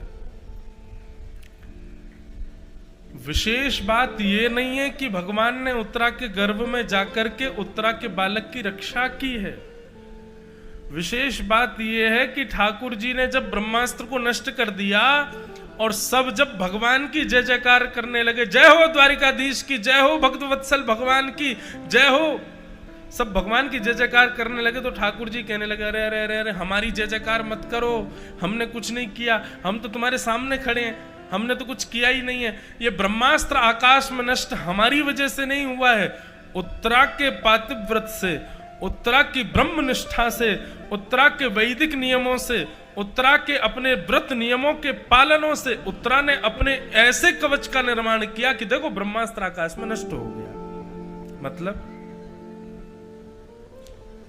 रक्षा स्वयं ठाकुर जी कर रहे हैं, पर श्रेय पूरा उत्तरा को ही दे रहे हैं। ठाकुर जी ने कहीं भी ये प्रसारित नहीं होने दिया कि हम गर्भ में गए और हमने जाकर के रक्षा की। भगवान कहते हैं उत्तरा का ही भजन बल इतना है, उत्तरा का ही इतनी तपस्या है, उत्तरा का ही नियम व्रत इतना बढ़िया है कि देखो ब्रह्मास्त्र भी उसका बाल बांका नहीं कर सका, आकाश में ही नष्ट हो गया। वहां खड़े जितने लोग थे सब उत्तरा की जय जयकार करने लगे। ये ठाकुर जी का स्वभाव है,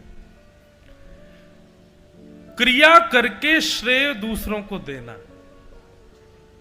और हमारा स्वभाव क्या है?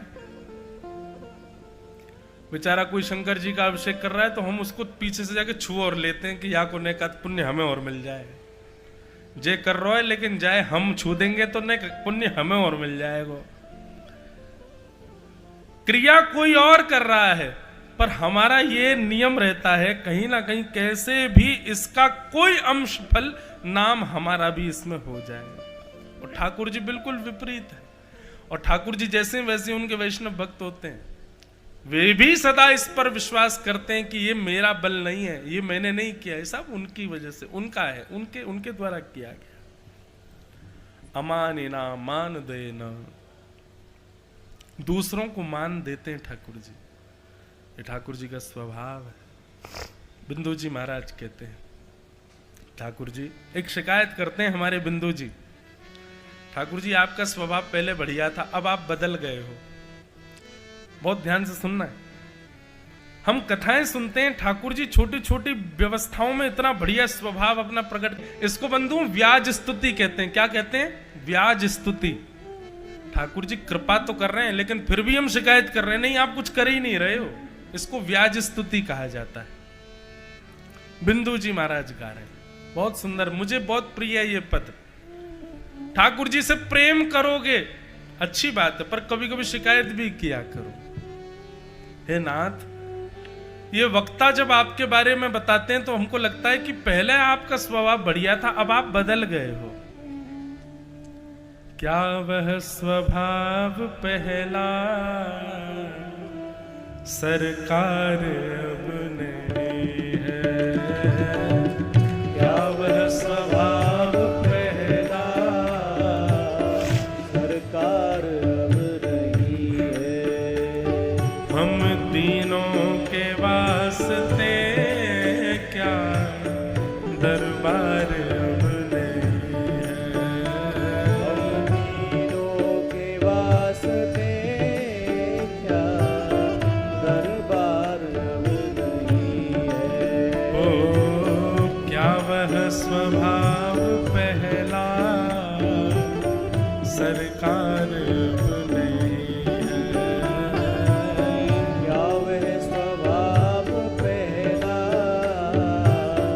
सरकार अब नहीं है।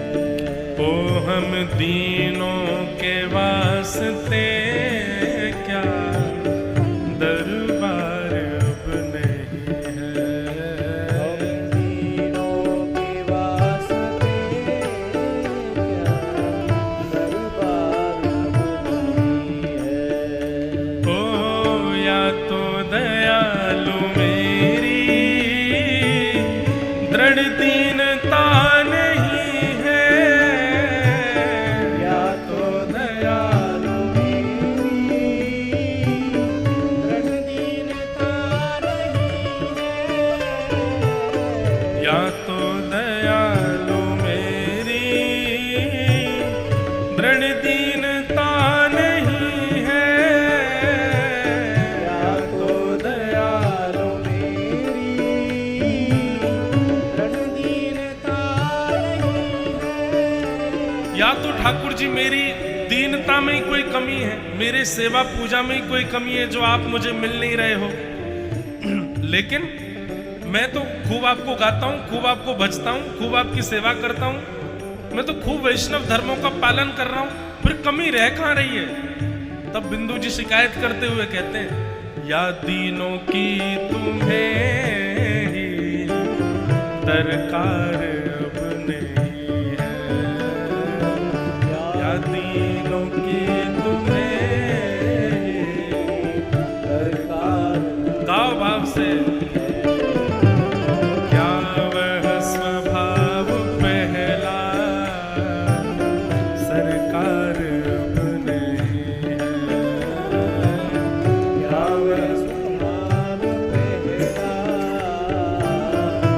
भक्त वत्सल भगवान की।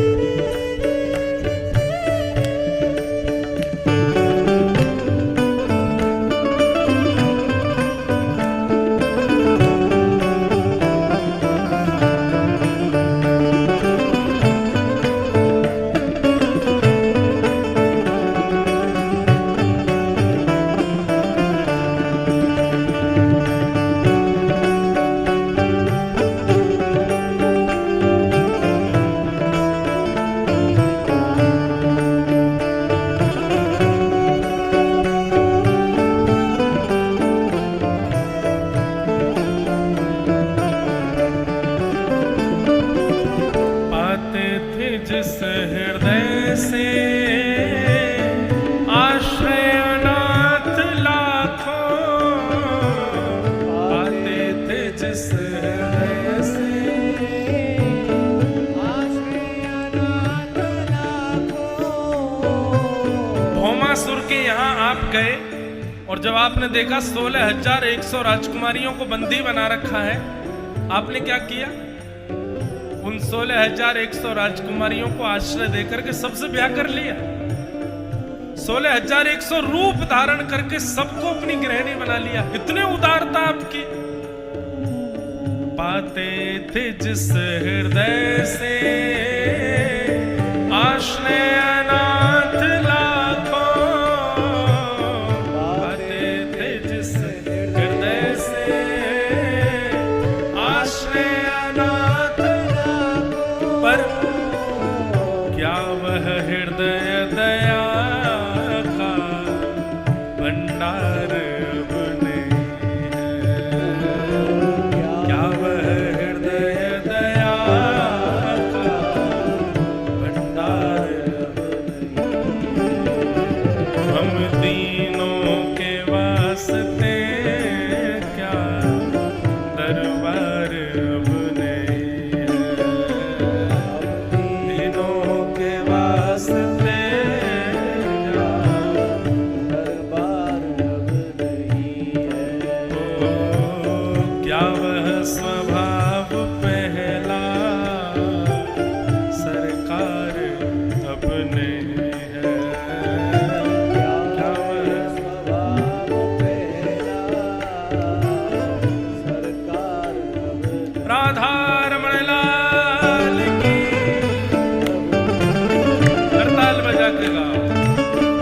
शिकायत कर रहे हैं हम ठाकुर जी से, डंके की चोट पर करो।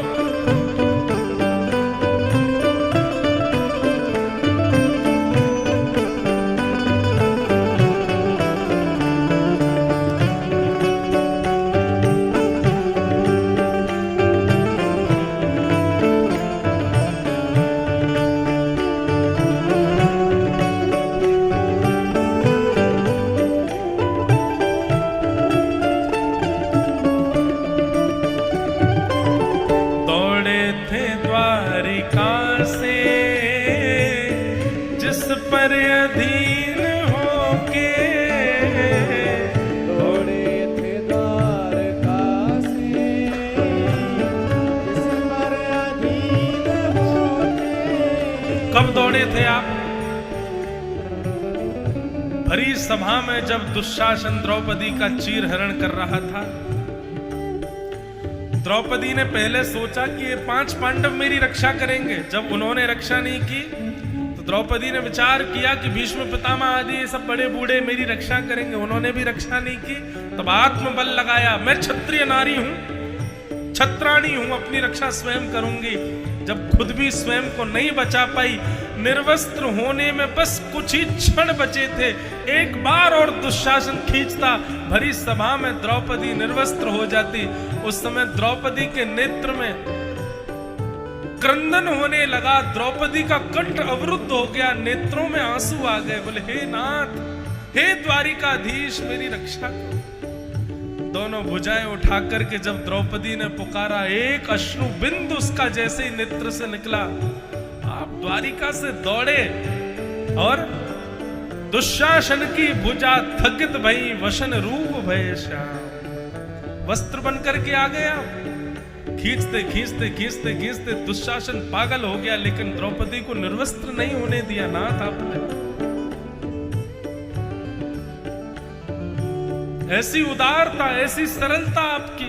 बिंदु जी महाराज कह रहे हैं, दौड़े थे द्वारिका से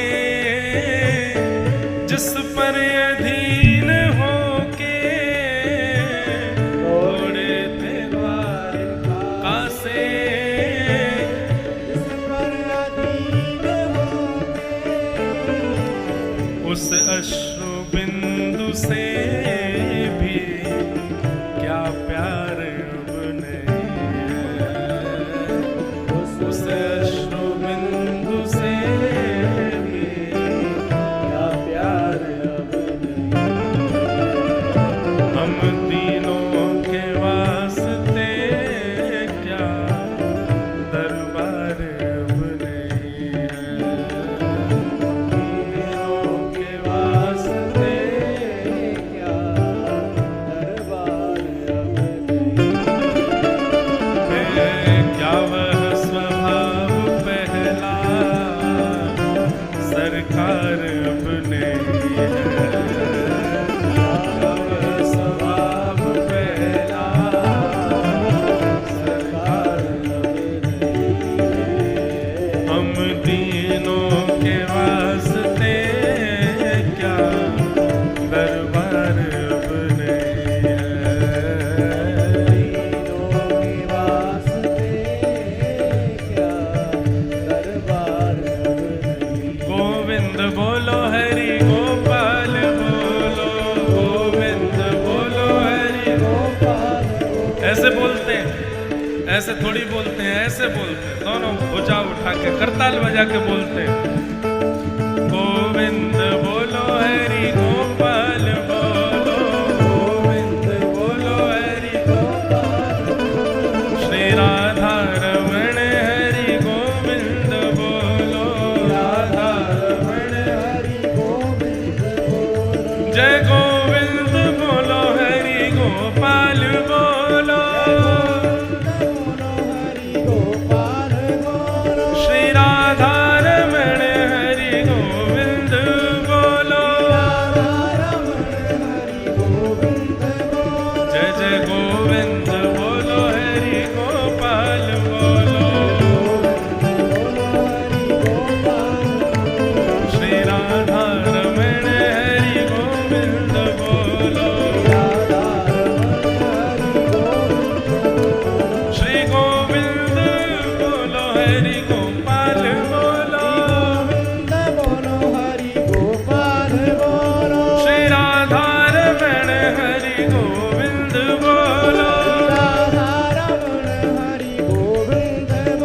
जय जय गोविंद बोलो हरि गोपाल बोलो, गोविंद बोलो हरि गोपाल बोलो। राधा रमण हरि गोविंद बोलो, राधा रमण हरि गोविंद।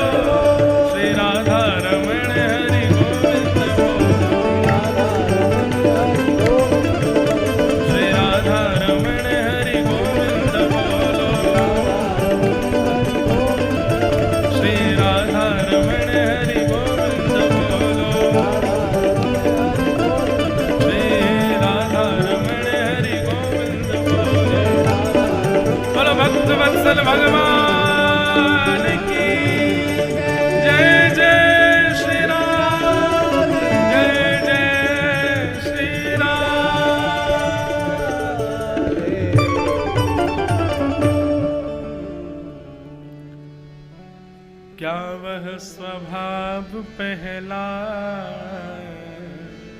सरकार अब नहीं। एक प्रकार से श्री बिंदु जी महाराज की शब्दावली में ये भगवान को ब्लैकमेल कर रहे हैं हम लोग। ठाकुर जी से क्या कह रहे हैं? या तो दयालु मेरी दृढ़ दीनता नहीं है, या दीनों की तुम्हें ही अब दरकार नहीं है। मैं तो दृढ़, मेरे अंदर तो खूब दीनता है, मुझे लगता है आपको जरूरत नहीं है अब। दूसरा अंतरा क्या कहता है? पाते थे जिस हृदय से आश्रय अनाथ लाखों, क्या वह हृदय दया का भंडार अब नहीं है? और फिर अंत में कहते हैं, दौड़े थे द्वारिका से जिस पर अधीन होकर, उस अश्रु बिंदु से भी क्या प्यार अब नहीं है? इसका उत्तर पता है क्या है? ठाकुर जी भी हमारे अंदर नहीं आई है, जिस योग्यता पर ठाकुर जी कृपा करते हैं। और वह योग्यता ना होने पर भी यहां इस पंडाल में बैठा एक भी व्यक्ति ऐसा नहीं है जो इस बात को कह दे कि मुझ पर कभी ठाकुर जी की कृपा नहीं हुई। ऐसा कोई बोल ही नहीं सकता। और अगर कोई बोल रहा है हां मुझ पर कृपा नहीं हुई, तो सबसे बड़ी कृपा तुम पर यही है कि तुम मानव बन के बैठे तो हो। इससे बड़ी कृपा भगवान स्वयं श्रीमद् भागवत में अर्जुन से कहते हैं, उद्धव जी से कहते हैं कि उद्धव, लोग मुझे कोसते हैं कि मैंने ऐसा किया, मैंने वैसा किया, वास्तव में सब उसके कर्म का फल है जो वो भोग रहा है। बाकी अगर मुझसे पूछो तो मैंने कितनी कृपा की है मानव के ऊपर। सबसे पहली कृपा क्या है कि नदेह माध्यम सुलभम सुदुर्लभम प्लवम सुकल्पम गुरु कर्णधारम कि मयानुकूलेन नभस्वतेरितम पुमान् भवाब्धिं न तरेत् स आत्मा। भगवान की सबसे पहली कृपा क्या है हमारे ऊपर? कि अत्यंत दुर्लभ, अत्यंत कठिनाई से प्राप्त होने वाला मानव शरीर हमको मिला है। ये पहली कृपा है ठाकुर जी की। मेरा जन्मदिन था, विदेश में था मैं, लोग बहुत सारे उपहार लेकर के आए। कोई चश्मा लाया, कोई घड़ी लाया, कोई जूते लाया, कोई फोन लाया। एक बूढ़ी माता जी थी, वो मुझसे बोली, महाराज जी आज आपको सबसे बढ़िया उपहार किसने दिया? मेरा 24वां जन्मदिन था। मैंने कहा मैया 24 साल पहले ठाकुर जी ने शरीर दिया, सबसे बढ़िया उपहार। आपने चश्मा दिया, लेकिन ठाकुर जी ने नेत्र ही नहीं दिए होते तो। आपने जूते दिए, ठाकुर जी ने पाम ही नहीं दिए होते तो। आपने फोन दिया, ठाकुर जी ने कान ही नहीं दिया होता तो। आपने वस्त्र दिए, ठाकुर जी ने शरीर ही नहीं दिया होता तो। आप कहीं भी ये नहीं कह सकते कि ठाकुर जी ने आप पर कृपा नहीं की। आप मानव बने हो, इसी बात से ही अपनी पीठ थपथपा लीजिए कि ठाकुर जी की आप पर कृपा है कि आप मानव हो। ये पहली कृपा है। एक प्रकार से मानव शरीर प्राप्त होना ये इस बात का द्योतक है कि ठाकुर जी ने तुमको एक अवसर दिया है कि जाओ, मुक्त हो जाओ, मैं तुमको मानव बना रहा हूं। अगर तुम में ताकत है, तुम में क्षमता है अपनी, और अकेले मानव नहीं बना रहा हूं, 10 इंद्रियां दे रहा हूं तुमको, जाओ इन 10 के सहारे निकल पड़ो इस 84 लाख के चक्कर से। ये हमारी दुर्भाग्यता कि हम फिर भी पड़े हैं यहां पर। ये हमारा दुर्भाग्य है कि हम फिर पुनरपि जननम पुनरपि मरणम पुनरपि जननी जठरे शयनम, फिर से पड़ेंगे इसी में। आज कथा सुनना, आज भक्ति भाव में आना, अब थोड़ा ट्रेंड बदला है, अब कुछ टाइम से थोड़ा बदल रहा है कोरोना के बाद से। और आपको बताऊं, ये थोड़ा विश्वास बढ़ गया कथाओं में, मंदिरों में। क्यों? क्योंकि कोरोना में आदमी ने देख लिया, डॉक्टर को फोन करके करोड़पति कह रहा है मैं 10 करोड़ डाल रहा हूं आपके अकाउंट में, मेरी पत्नी को बचा लो। डॉक्टर कह रहा 20 करोड़ डाल ले, नहीं बचेगी। तब उस मानव को ये बात पता चली कि केवल और केवल भगवत आश्रय और भगवत भजन में सामर्थ्य है किसी को बचाने। तब पुनर्विश्वास जागृत हुआ लोगों का भगवान में, जब ये कोरोना आया। ये कोरोना नहीं, ये करुणा था। जिन लोगों के घर के लोग, परिवार के मित्र, सुहृदजन लोग गए इस काल में, उन सबको मैं प्रणाम करता हूं, वंदन करता हूं। परंतु भैया, कई बार अपने स्वास्थ्य को ठीक करने के लिए हम पेड़ों पर उत्पन्न होने वाले कई पत्रों की प्राण ले लेते हैं, जड़ी बूटी बनाते हैं, तब हम बचते हैं। ठाकुर जी ने लाखों और करोड़ों लोगों की मृत्यु हुई कोरोना के समय पर। कईयों ने अपने सुहृदों को खो दिया, कईयों ने अपने प्रेमियों को खो दिया। परंतु इतने इस विशाल आपदा से कथाओं में भीड़ आने लगी, मंदिरों में अब लोगों की श्रद्धा बढ़ गई, भक्ति भाव में लोग पुनर्जाने लगे। आज के युवान कथाएं सुनने लग गए, ठाकुर जी को पूजने लगे, भजने लगे।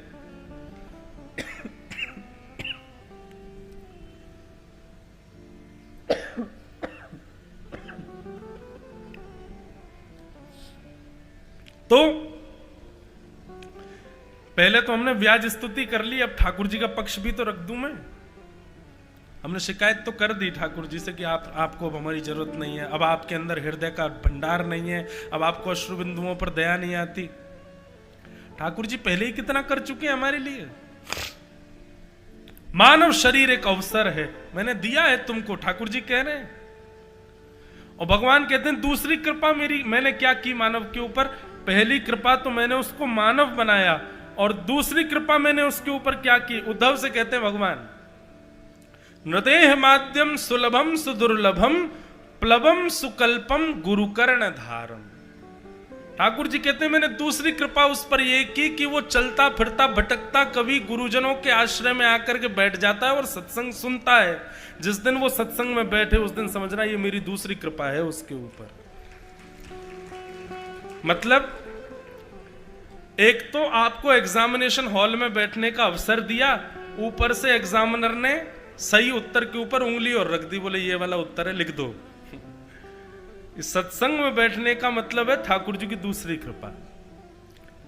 मानव तो ठाकुर जी ने करोड़ों बनाए हैं, अरबों बनाए हैं, लेकिन जिनको ठाकुर जी भक्ति पथ पर चला देते हैं उनके प्रति ऐसी भावना रख लो तो कोई दिक्कत नहीं कि ठाकुर जी कह रहे हैं अवसर तो मैंने सबको दिया है, पर तुम जो कथा में बैठे हो तुमको तो मैं चाहता हूं कि तुम अपना कल्याण करो। अवसर तो मैं सबको दे रहा हूं कि सब अपना कल्याण करो, पर आप कथा में बैठे हो, आप सत्संग कर रहे हो, इसका मतलब ठाकुर जी चाहते हैं कि आप अपना उद्धार करो, अपना कल्याण करो। और तीसरा कल्याण का कारण भगवान कहते हैं उद्धव मैंने तीसरी कृपा क्या की मानव के ऊपर। तो भगवान कहते हैं मयानुकूलेन नभस्वते ऋतम।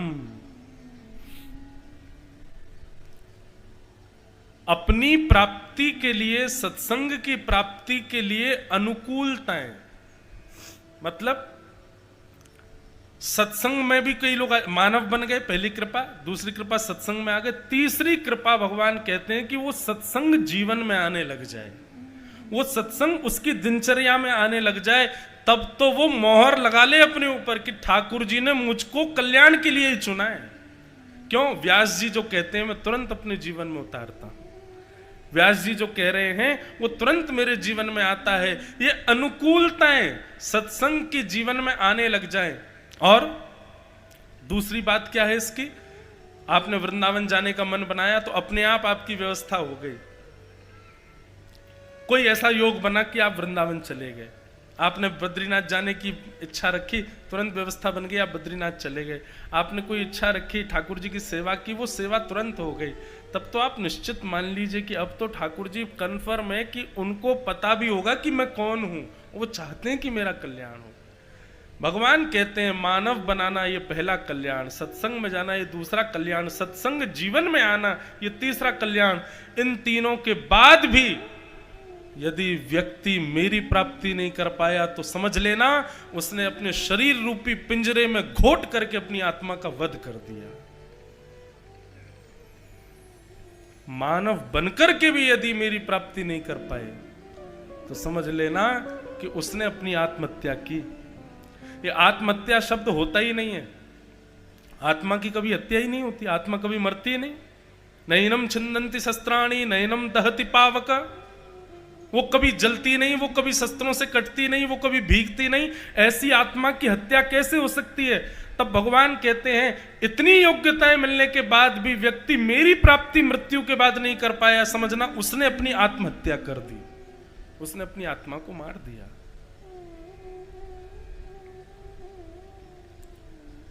वो बात एक अलग है कि हमने बिंदु जी का पद गाया और पद गा करके ठाकुर जी को नेक थोड़ा सा धमका रहे हैं हम, हैं ठाकुर जी अब तुम बदल गए हो, पहले जैसे नहीं हो। पर दूसरा पक्ष ये भी तो देखो, ठाकुर जी ने कृपा खूब कर रखी है, कमी हम में ही है कि हम प्राप्त नहीं कर पा रहे। नृसिंह बसे प्रति खंबन में पर काढ़न को प्रहलाद कहां। आज भी खंबों में नृसिंह हैं, पर प्रकट करता प्रहलाद वाला विश्वास नहीं है ना हमारे चित्त में।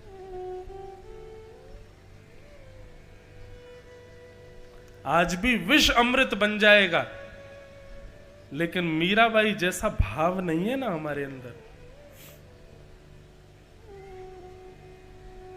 आज भी खिचड़ी खाने के लिए भगवान आ जाएंगे, पर कर्मा जैसी सहजता नहीं है ना हमारे अंदर, कर्मा जैसी सरलता नहीं है ना, भोलापन नहीं है हमारे अंदर। हम चतुर हो गए हैं। एक बात आपको बता दूं बंधुओं, लिख लीजिएगा, भगवत प्राप्ति में सबसे बड़ी बाधा है चतुराई। आप जितना चतुर बनाओगे ना खुद को, उतने ठाकुर जी से दूर रहोगे। लोग चतुर बन जाते हैं, बुद्धि का प्रयोग कर करके ऐसा दिखा देते हैं कि देखो हम तो हर काम में निपुण हैं। आप संसार के प्रिय बन जाओगे, समाज के लोगों के प्रिय बन जाओगे चतुर बन करके, पर ठाकुर जी से दूरी हो जाएगी। ठाकुर जी को तो सहज प्रिय है, सरल प्रिय है, भोले प्रिय है। हमारे ब्रज में कई जगह कहते हैं, जो अपनों सुख चाहे हो तो मूर्ख बन के रहो। अपना सुख चाहते हो तो ज्यादा चतुर बन के नहीं, मूर्ख बन के रहो। हर काम में चतुराई दिखाओगे तो सारे कामों की जिम्मेवारी तुम पे ही डाल दी जाएगी। बेटा चाय बनाओ, मैं बना के लाऊं, बनाओ। अब तुमने बढ़िया बना दी तो फिर हर समय तुम ही खोजे जाओगे, ए बेटा तू बना ना। हमारे साथ ऐसे कई पंडित जी लोग रहते हैं, उनको पता है व्यास जी का जोर हम पे ही चलने वाला है, तो वो काम करेंगे तो सही, लेकिन इतना बिगाड़ के करेंगे कि व्यास जी हमसे अगली बार बोले ही नहीं, तुमसे नहीं हो पाएगा, रहने दो, तुम मत करो। यहां नहीं बैठे आप, उनको देखो मत, वो दूसरे हैं।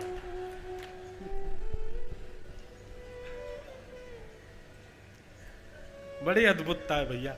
परंतु देखो, ये काम चोरी के लिए इस सूत्र का अप्लाई मत करना, जो अपनों सुख चाहे हो तो मूर्ख बन के रहो। काम चोरी के लिए नहीं। हाँ, कथा में आना है, उस समय कोई ऐसा कार्य बीच में अड़ रहा है जो आपके पीछे ही पड़े हैं सब, तो फिर इस कार्य को आप अप्लाई कर सकते हो, ताकि इसके बदले कथा मिल जाए।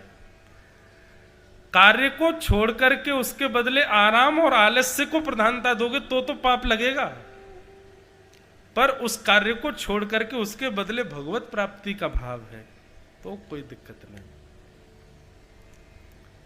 कई लोग बोलते महाराज जी हम झूठ बोल के आए घर पे कथा सुनने, पाप लगेगा ना? काय को लगेगा?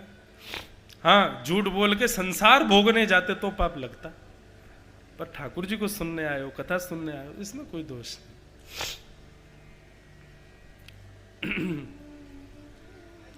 सारे दोष भी भक्ति में परिवर्तित हो जाते हैं जब आप भक्ति पथ पर आ जाते हो। अब देखो, क्रोध दोष है, पर वही क्रोध यदि भक्ति में आ जाए तो इसी क्रोध के बल पर कईयों ने ठाकुर जी को पाया है। काम दोष है, पर इसी काम को यदि भक्ति भाव में ले लिया तो गोप्यः कामात् भयात् कंसः, गोपियां ठाकुर जी को अपना प्रियतम मानती हैं, वही वहां पर गुण बन गया।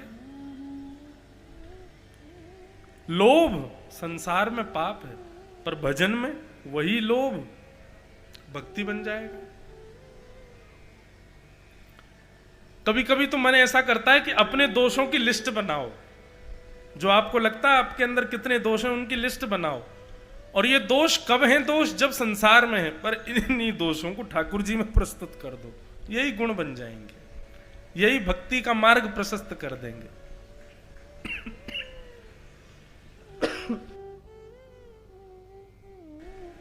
हम अपनी बताएं, कईयों को पता भी होगा, हम पूज्य व्यास की ही संतान है। हमारे पूज्य गुरुदेव भगवान भी व्यास हैं, हमारे पूज्य गुरुदेव भगवान पिताजी महाराज। पर प्रारंभिक समय में मेरा ऐसा कोई रुझान नहीं था कि मुझे कथा करनी। हमारे मन का भाव था कि गला बढ़िया दिया ठाकुर जी ने, इस गला से संगीत की दुनिया में जाएंगे और बढ़िया बंबई में जाके पिक्चरों में गाया करेंगे।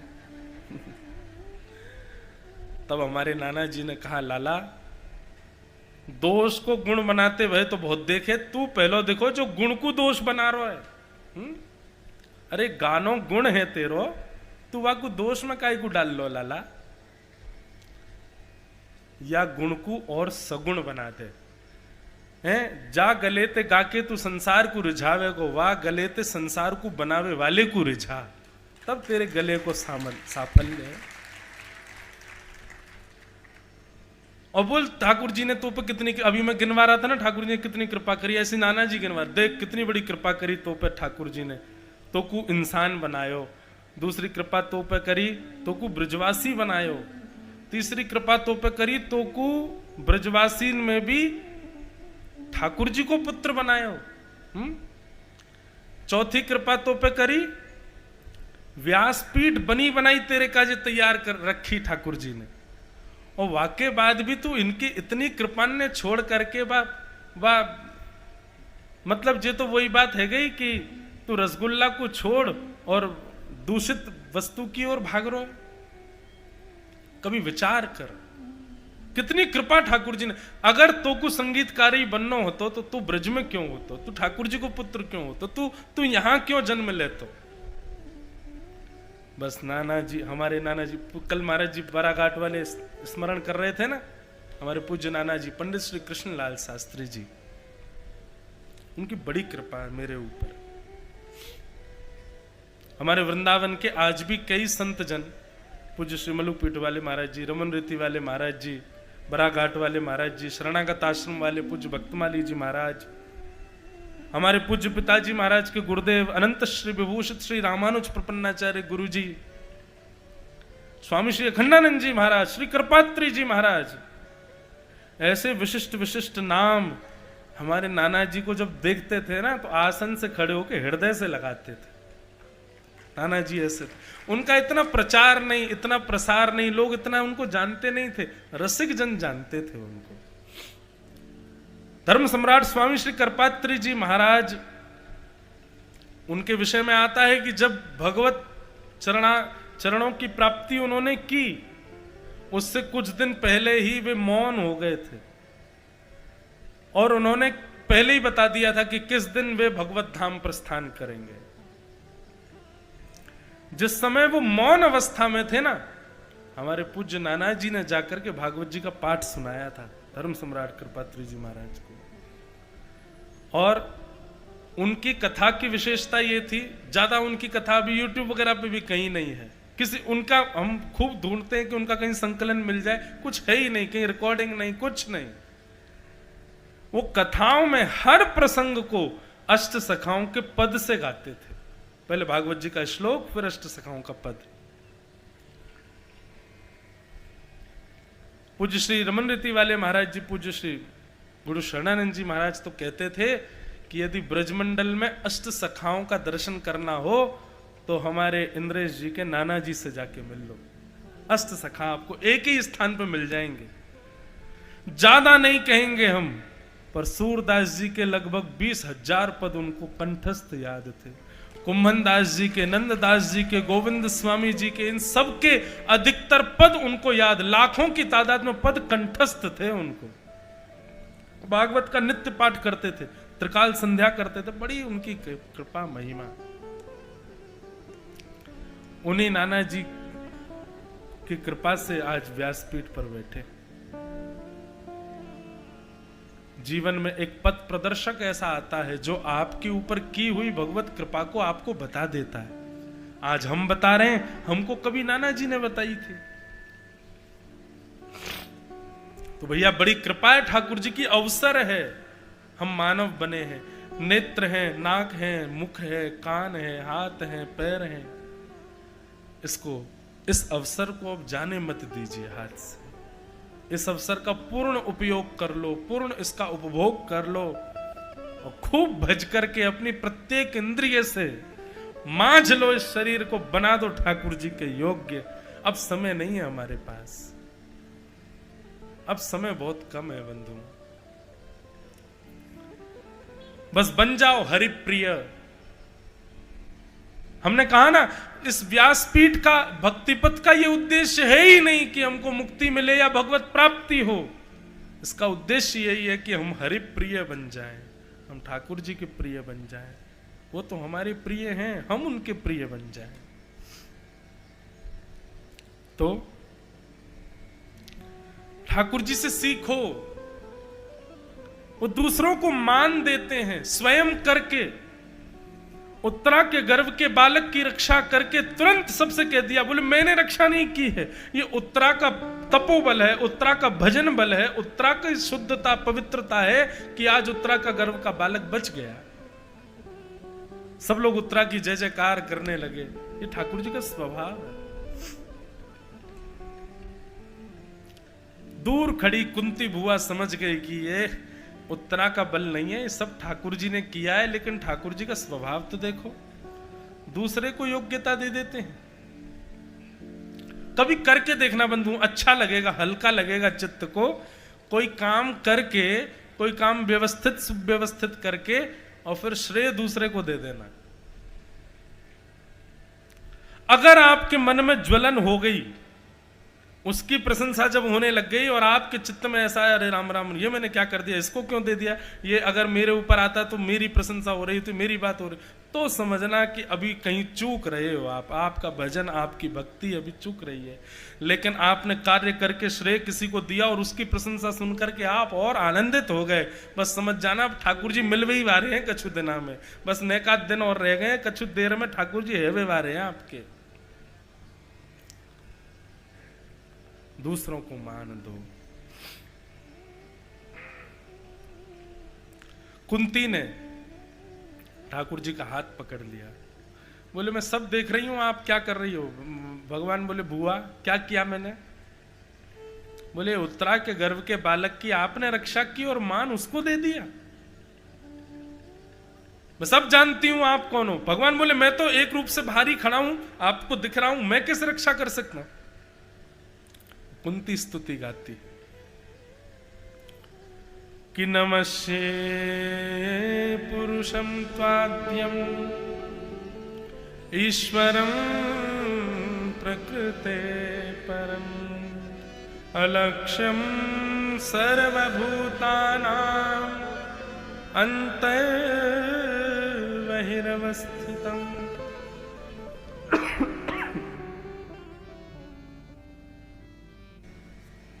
आप साक्षात भगवान हो। क्यों? क्योंकि भगवत तत्व का यह गुण है कि वो एक रूप से बाहर भी रहता है और एक रूप से सबके चित्त के अंदर भी रहता है। आपको उत्तरा के गर्भ में प्रवेश करने की आवश्यकता थोड़ी है, आप उत्तरा के गर्भ में ऑलरेडी हो ठाकुर जी। आपको आने की आवश्यकता थोड़ी है किसी के पास, आप पहले से ही वहां विद्यमान हो। यही बात तो हमको समझनी है।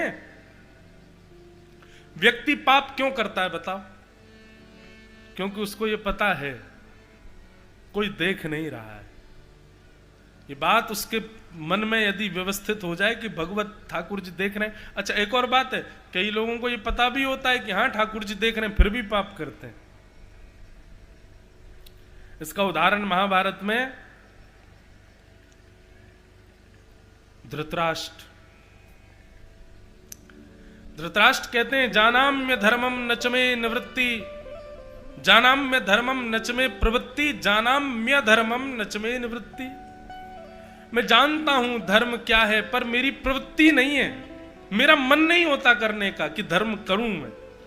और मैं जानता हूं मैं जो कर रहा हूं वो अधर्म है, पर नचमी निवृत्ति, मैं उससे निवृत्ति नहीं हो पा रहा, मैं बच ही नहीं पा रहा। कई लोग ऐसे होते हैं।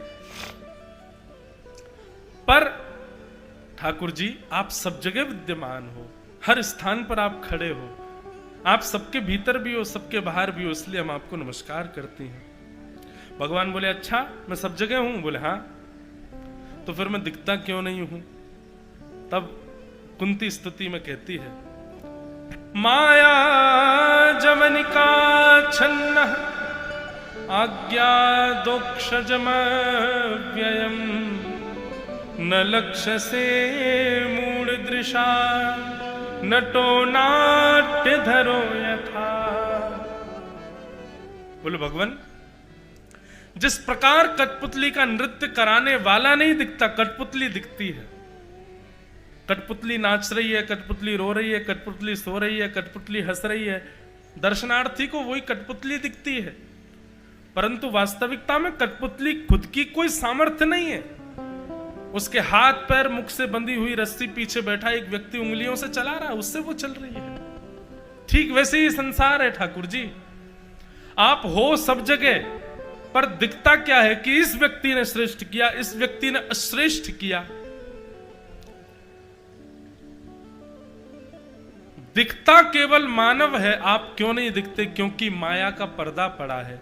यदि सदगुरुदेव जीवन में आ जाएं और सदगुरुदेव आकर के उस माया के पर्दे को हटा दें, तो कठपुतली और कठपुतली को नृत्य कराने वाले के बीच का पर्दा यदि हट जाए तो सारा भेद खुल जाएगा कि पीछे रस्सी बांधे एक व्यक्ति नचा रहा था। इसकी तो सामर्थ्य नहीं है। ठीक वैसे ही ठाकुर जी, जब जीवन में सदगुरुदेव आते हैं, जीवन में जब ज्ञान आता है, तो इस बात का प्रमाण हो जाता है कि ये इंसान जिसको हम श्रेष्ठ समझ रहे हैं, ये इंसान जिसको हम योग्य समझ रहे हैं, इसकी खुद की योग्यता तो है ही नहीं। पीछे बैठे ठाकुर जी करवा रहे हैं सब क्रिया। कुंती ने भगवान की बड़ी सुंदर स्तुति गाई। स्तुति गाते हुए कुंती ने अंत में कहा कि विपदः सन्तु न सस्वत् तत्र तत्र जगद्गुरो भवतो दर्शनम यत् स्यात् अपुनः भव दर्शनम। हे नाथ, एक कृपा मुझ पर कर दीजिए। भगवान बोले बताओ बुआ क्या चाहिए? बोले सृष्टि में, संसार में जितनी भी पीड़ाएं हैं, जितनी भी विपत्ति हैं, जितने भी संकट हैं, जितनी भी आपत्तियां हैं, सब मेरे जीवन में आ जाएं, ऐसी कृपा मुझ पर कर दो। भगवान बोले बुआ, मुझसे जीवन में कभी कोई ये नहीं मांग सकता जो आप मांग रही हो। विपत्ति कौन मांगता है? कष्ट कौन मांगता है बुआ? सुख संपत्ति घर आवे, कष्ट मिटे तन का, ओम जय जगदीश।